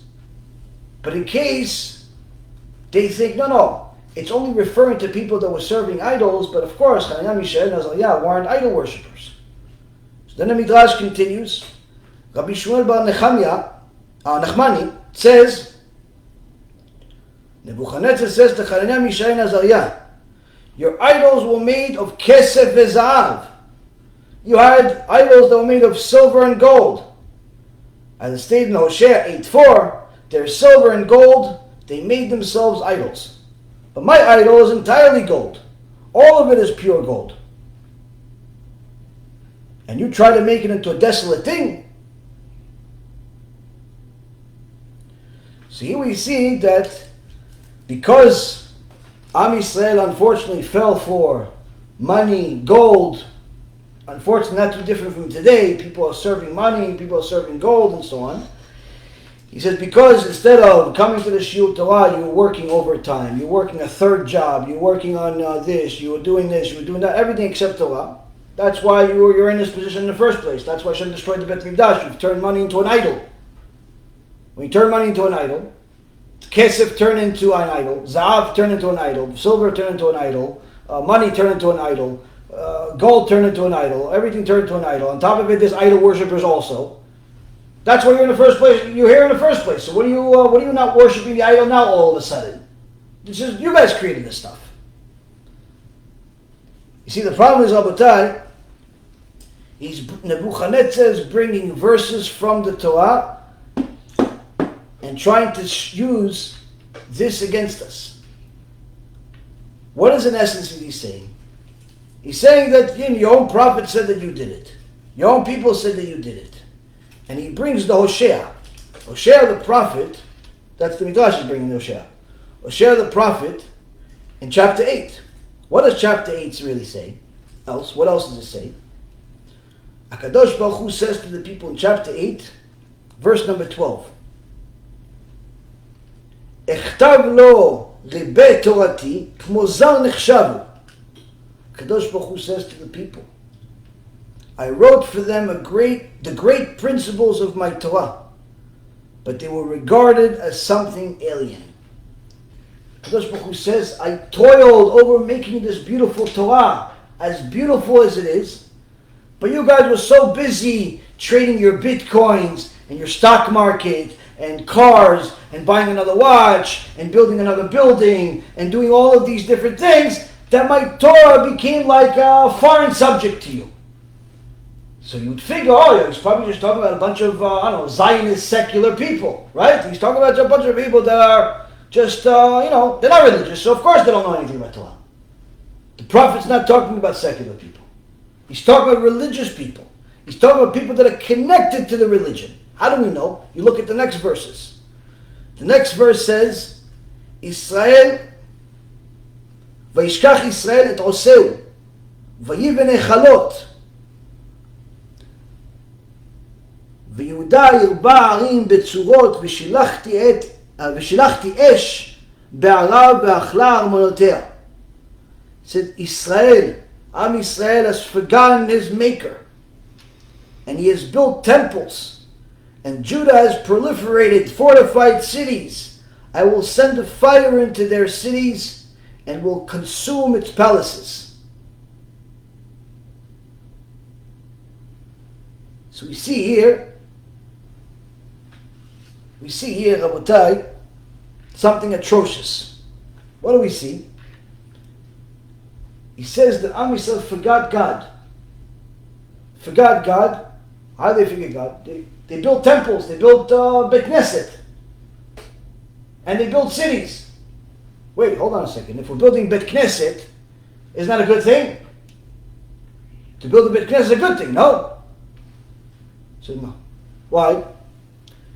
The Gemara, the Yerushalmi, in Masechet Shkalim, Perek Aleph, Alcha Aleph, says, this particular verse, where it says that Israel has forgotten his maker and it's built temples, is referring to people that are connected to Judaism.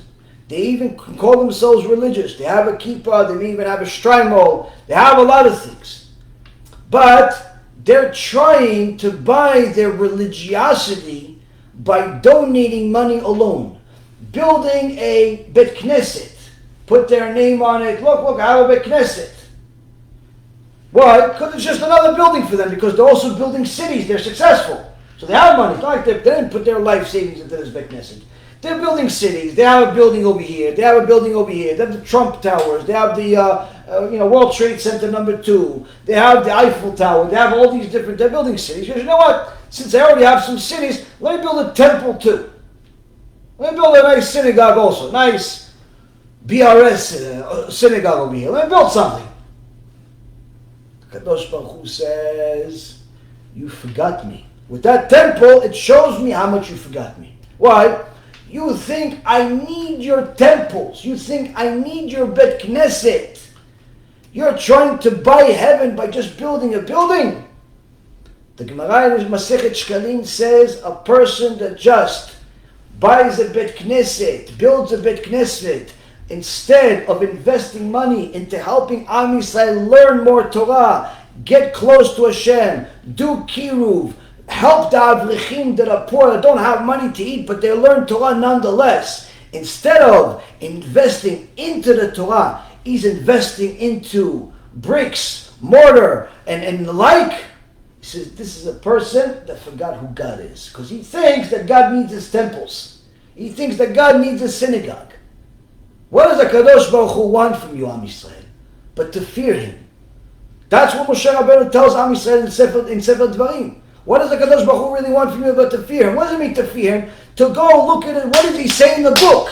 And what did he say in the book? He says in the book, Echtav lo torati kmo zar nechshavu. I wrote him such a beautiful Torah, such great principles in the Torah, but they treat it like it's some foreign thing. And he thought, listen, I'm not going to learn Torah, but I'll go buy a temple and I'll put my family's name on it and everyone's going to think I'm religious. I don't have to go to Shiur Torah. I bought the building. Kadosh Baruch Hu says on such people, that's not a get out of jail free card. You can't just think that, just because I invested some money, that means I'm absolved from learning Torah. No one is absolved from learning Torah. Surely some people will learn more than others, and some people will learn less than others. But everybody has to learn Torah. Why? Because only if you're glued to the Torah can you actually pass the test of the exile and understand the next part that we're going to talk about, what Hananiah, Mishael, and Azariah responded because they were glued to the Torah. Because they were not Am Haaretz, ignoramuses that could fall for the trap of the missionary Nebuchadnezzar that could tell them verses from the Torah and try to flip the script on them. Because they were Talmidei Chachamim, they were not enamored by his gold statue that was full of gold. They were not enamored by his strength. They were not scared of his strength. They knew what Kadosh Baruch Hu is. So how did they answer him? How did they answer him? They said, Nebuchadnezzar, king. What does it mean, Nebuchadnezzar, king? Is he Nebuchadnezzar or is he king? The Midrash continues. The Midrash continues where Nebuchadnezzar continues the conversation. Hananiah, Mishael, and Azariah replied, Ribono shel Olam. The Ribono shel Olam, our Kadosh Baruch Hu, our God, did not tell us to worship foreign gods, but only to serve through paying taxes on land, taxes on produce, taxes on animals, and head taxes. these servings of the idols and so on that you're talking about in Nebuchadnezzar, you're saying that you're seeing Yoshke in Isaiah 53 and Daniel 9, you're seeing Yoshke everywhere because you're pretty much erasing the whole page and you just pretty much decide which words mean your idolatry. That's what you're doing. No. What you're referring to, Hashem says, is going to be difficulty in the exile because Hashem is going to instill power into Esau and Ishmael. Their kings are going to be considered like idols. So we're going to have difficulties with them. That's what you're talking about, Nebuchadnezzar. Nebuchadnezzar says, yeah, but didn't Jeremiah write, my friend, he was friend with Jeremiah when he was a kid. Didn't Jeremiah write about you?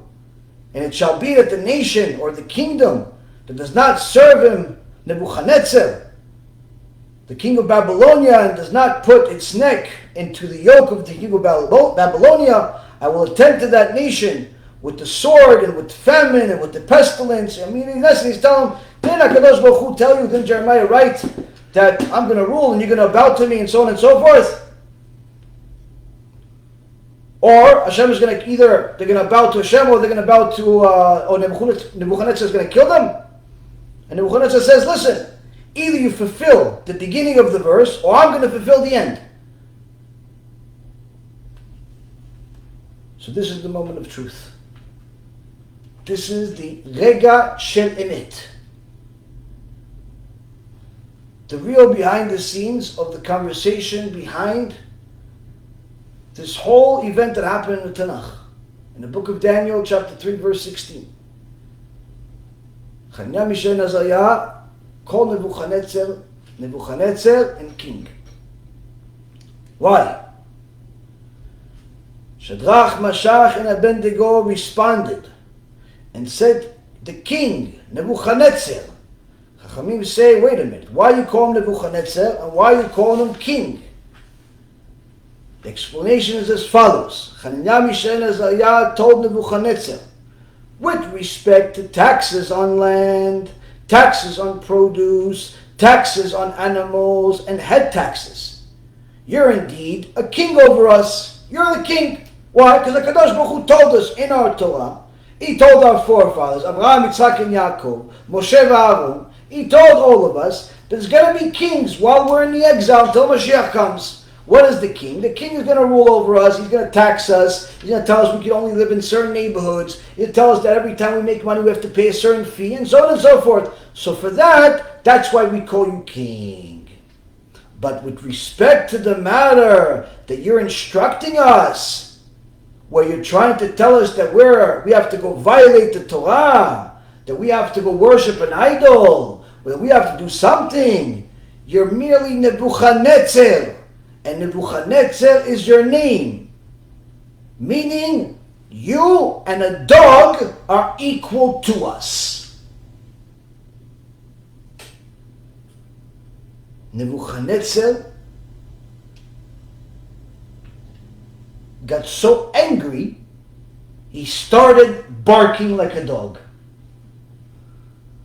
That's what it means when his face changed shape and so on. He started barking like a dog. Why? They told him, listen, when it comes to paying taxes, I live in your country and so on, no problem. Living in a certain neighborhood, no problem. Staying up, no problem. Everything, you got rules, I'll follow the rules. But you want to tell me how to serve my God? You're a dog, you're a dog, you're a dog. Why three? Hananiah, Mishael, Azariah. Every one of them say you're a dog. Here we see, Rabotai, that when it comes to defending the Torah, there is no humility. There is no behind the scenes. There is no do it quietly. The opposite. When a Kadosh Baruch Hu's Torah is being desecrated, either by people's ignorance, or by the missionaries trying to distort it, or any other way, we have to defend it loudly and proudly without a fear of anything, including dying. Because even if we die, at least the nations around us will know that no one bowed to their God. None of us bowed to their God. And maybe HaKadosh Baruch Hu will save us, but it doesn't make a difference. Why? Either way, we served him. And this is the last bit of instructions from the Midrash, to let a person understand you're in the exile. Doesn't matter how big your house is. You could have a 4-story house with 15,000 square feet on every single floor. You're in the exile. You could have a job paying you $5 million a week. You're in the exile. You could be the most beautiful woman in the world, a beautiful man in the world. You got a beautiful family. Everything is great. You're in the exile. You could be poor, rich, Talmid Chacham, ignorant. You're in the exile. No matter what, you're a Jew, you're in the exile. That's just a reality. So what do we do now that we know that we're in the exile? We know that we have to be quiet, under the scenes, unless it's defending Torah. Midrash says the following. This is the last bit of instruction that we learned from this story. In this world, the people of Israel are subjugated to the nations of the world. But regarding the Messianic future, what is written? Kings will be your nurturers, and their princesses your wet nurses. Isaiah 49 verse 23. The most powerful people among Esau and Ishmael, the kings, will be people that are helping you. He's going to be your gardener. Former president, going to be a gardener. Maybe he'll clean your garage out for you. Maybe he'll wash your car. Why? He's going to want you to teach him Torah. What could you wear tzitzit? You're a Jew, you wear tzitzit. 10 people from every one of the 7 nations will be in every 4 corners of your tzitzit. One tzitzit, 2,800 righteous Noahides want to learn Torah from you. This guy could have been the CEO of Pepsi, Coca-Cola, Apple, president of some country. He was a righteous Noahide. He's going to do whatever he can so you can teach him Torah. The princesses among them will be wet nurses. They'll take care of your little kids. Hi, Rabbanit, where do you want me to put the baby? Where do you want to put the diapers? Where? Why? You were a princess. You had a whole castle, 50,000 square feet. No. Right now I'm just babysitting for the Rabbanit. I'm just babysitting for Mrs. Goldberg.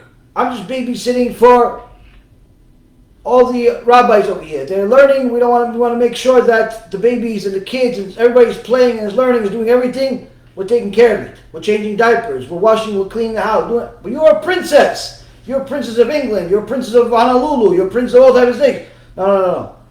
I was righteous. No, I did what Torah says. Now I got my reward. What is it? I can learn Torah from the rabbi and the rabbinit.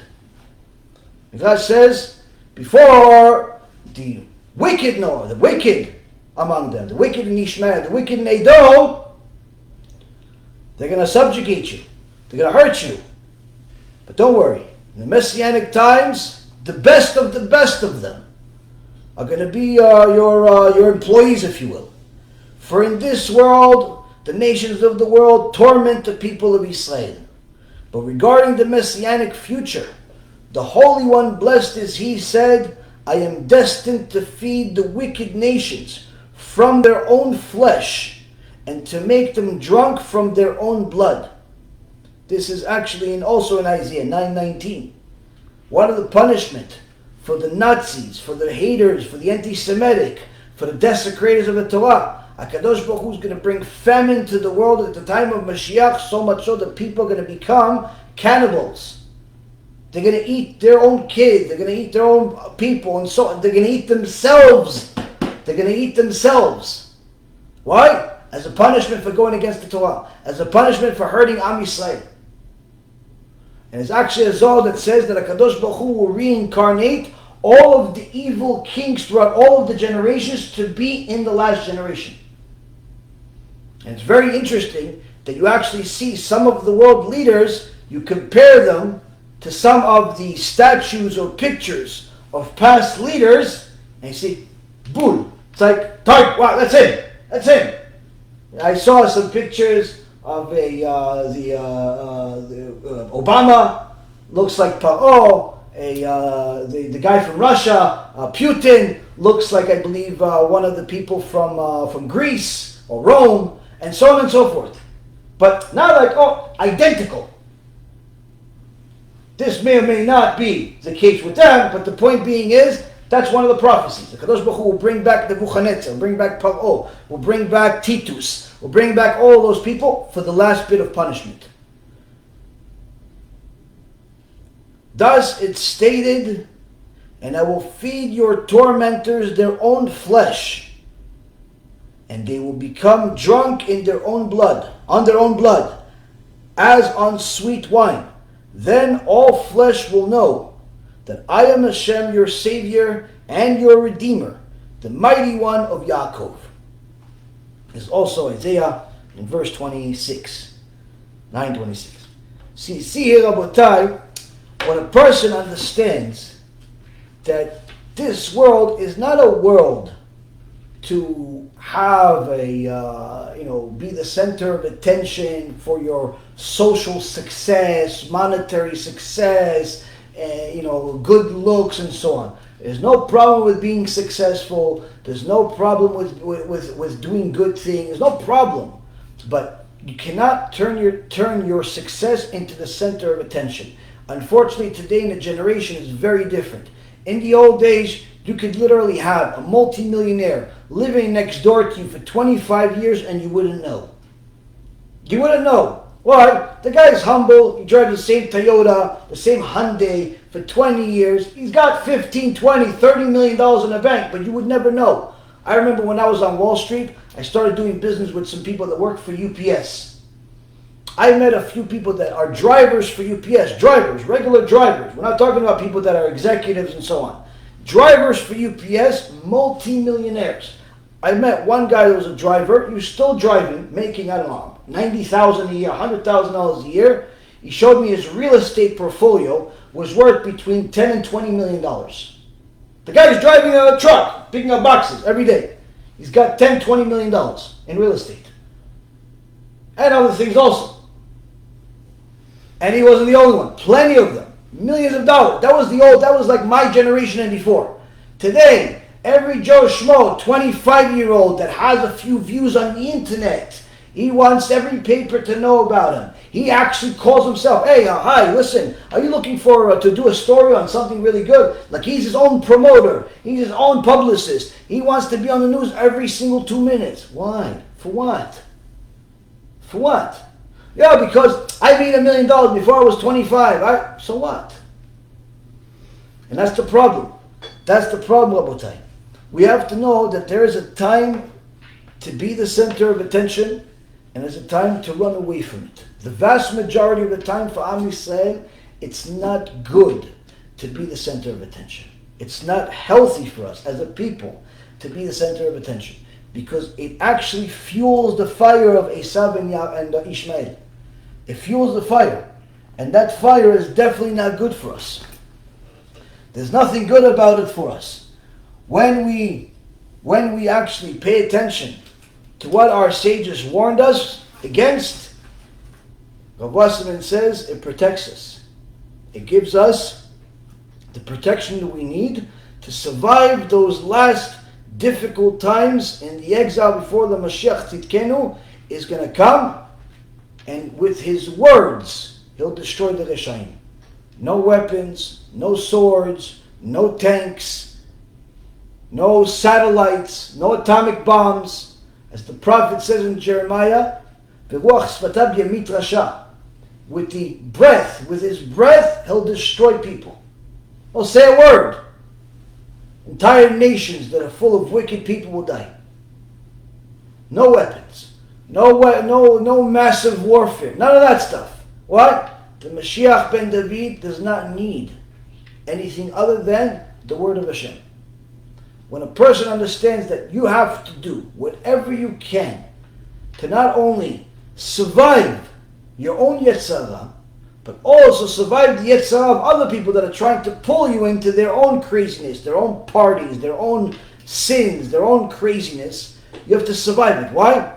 I got to stay focused, do TeShuva, work on myself, stop making big sins, do the right thing, and little by little, I'm bringing the Mashiach closer. I'm making myself a vessel that HaShem can use to bring the Mashiach closer, and by default, also, making myself a candidate that Hashem will protect during these Messianic times of difficulties, whether it be coronavirus or it could be whatever it is in the world. This, Rabotai Yekarim, is a very different thought process than what's become today. Today, people want as much media and attention as possible for the wrong reasons. If you're publicizing Torah, you should do whatever you can to do it, to publicize the emet, to help people do TeShuva. If you're publicizing other things, try to do the very minimum requirement. Sure, you can advertise for your business if you need to advertise for your business. Sure, you can do basic things, but don't go overboard. Don't turn your own name into some type of glory. It's not good for you. If you can actually be like an absentee owner, if you will, like one of those owners that owns the company but no one really knows who owns it, that's the best deal. That's the best thing. Why? Because the more successful you are, the more difficulty comes. I can tell you for myself, even though we do good things, Baruch Hashem, and we help a lot of people, there is no end to the amount of craziness that I have to deal with every single day, to the point where I have to have strange rules or strange policies, like I don't answer my phone. Ever. Unless it's somebody that is my wife or my wife. Simple. Sometimes one of my employees, but that's only sometimes. That's it. Why? Because there is too many crazy people or people that suck your time or the mix between the two. You have to do it. People think that, oh yeah, it's so great. There's a lot of craziness that comes along with it. People sometimes show up at my house. People sometimes send weird, strange messages. Sometimes it's a little bit crazy and fanatic. All types of things come with fame, even when you are trying to do good things. I promise you, the success doesn't necessarily need the fame. You can have success without fame. But if you're going to be famous for the sake of Hashem, for the sake of Torah, that's a good fame to have. You're defending the Torah. But if you're going to have fame just to tell people that you are on CNN or CNBC or anything like that, it's not going to help you in life. It's not going to help you in life. In fact, it could hurt you and other people. Now, of course, the people that are, pretty much love fame and they're addicted to it, everything I just said for the 2 hours will go from one ear out the other, or maybe they already left the lecture and they didn't even go into the first ear. But people that still have their heads on their shoulders, whether you're young or you're old, these are different tools that you can apply into your life. You can apply into your life because the world around us today has made attaining fame much easier than any other time in the past. In the past, you had to, know somebody, call somebody, do something, in order to get some attention. Today, everyone's a cameraman, professional or unprofessional. Everyone's a cameraman, everyone can do something odd, everyone can get some attention, and everyone can pretty much have access to worldwide media within a matter of minutes. You have YouTube, you have Facebook, you have all of these social medias and so on and so forth. Anyone can make a video and become world famous for the most ridiculous things in the world and the most awful things in the world. Some of the really successful people, like for example on YouTube, many of them literally did some of the most absurd things on planet Earth. Got their fame, got a lot of attention, got millions and millions of views, and they figured, if people like this, I'll just continue doing even more ridiculous, up the ante, do more and more ridiculous things. And that's how their life is. Who wants such a life? Who wants such a life? Now, of course, some people do good things. Some people, of course, publicize good things. But you get my point. The point is, I will tell you that for Am Yisrael, fame is something you have to tread carefully with. You simply have to tread carefully with it because it's just not something that you could just treat as if it's anything else and really just say, you know what, my goal is to be famous.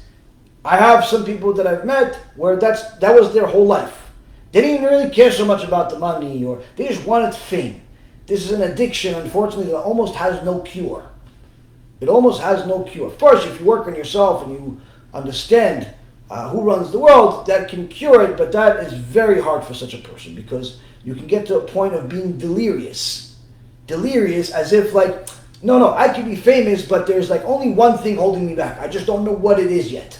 Like people get to such a point of delirium. So Be'ezrat Hashem, we continue to learn Torah, understand that the only important fame is the fame to publicize HaKadosh Baruch Hu. Publicize HaKadosh Baruch Hu day and night. Publicize Hashem's name. Publicize His Torah. Try to make sure that all of the money and the investments that you make are for that sake. And not just to build your name like the Tower of Babel. Not just to build your reputation like that. You have to publicize Hashem's name. Because this is one of the main things that will distinguish a person that survives the era of Mashiach and a person that doesn't. Did you build a Kadosh Baruch Hu's name? Did you sanctify Kadosh Baruch Hu's name? Did you do things to bring more people to Kadosh Baruch Hu? If you did, Ashrecha v'tov lach. Be'ezrat Hashem, we each share this lecture, share the other lectures, download the app, the Be'ezrat Hashem app. Make sure to share as much of this Torah and publicize this Torah and support this Torah as we can, because there's simply not enough of it. Be'ezrat Hashem, we'll see each other again tomorrow. Questions and answers. Please have your questions ready. Send them over during the feed. I know that there are some people that send me the questions on email. I cannot promise to answer your questions, especially since some people send me like 15 questions. You send me 15 questions, most likely I'm not even reading the email. I told you guys this already. Don't send me long emails. I'm 500 or 600 emails behind that are most likely never going to be answered. It's very hard to manage this so-called fame, but even for the sake of heaven. Hundreds of messages, hundreds of calls, hundreds of people. It's very hard. So help me out a little bit. When you're actually sharing the lectures, it gets more people to learn Torah, because that's going to get their answers. Rather than calling me or texting me, they can get the answers from the lectures. But if you're going to send me long messages, that's not going to help me. It's not going to help me, it's not going to help you. Anyone that's sending me the questions via email, I will try to get them, but it's most likely not going to happen if the people that are live are sending questions that are relevant and to the point. Why? They're live. And you're going to say, wait, that's not fair. I don't have Facebook. Okay, you don't have Facebook. You don't have Facebook. Yeah, it's not, I'm not advocating or promoting Facebook. It's just that you have a crowd in front of you. You have to pay attention to them first before you pay attention to somebody else. That's just a etiquette. You can't focus on other people when there's somebody else in front of you. Usually I have a crowd in front of me and I answer their questions and not the people on Facebook. Now that we have people that are on Facebook, I have to address this question. So this again, I'm saying this to all the people that are sending me questions on email and on WhatsApp and all these other places. If I remember them, if I don't have any other questions, I'll try. But do not get disappointed if I do. It's nothing personal. It's just that I have to pay attention to the people that are in front of me, the best of my abilities. Baruch Adonai Olam. Amen ve'amen.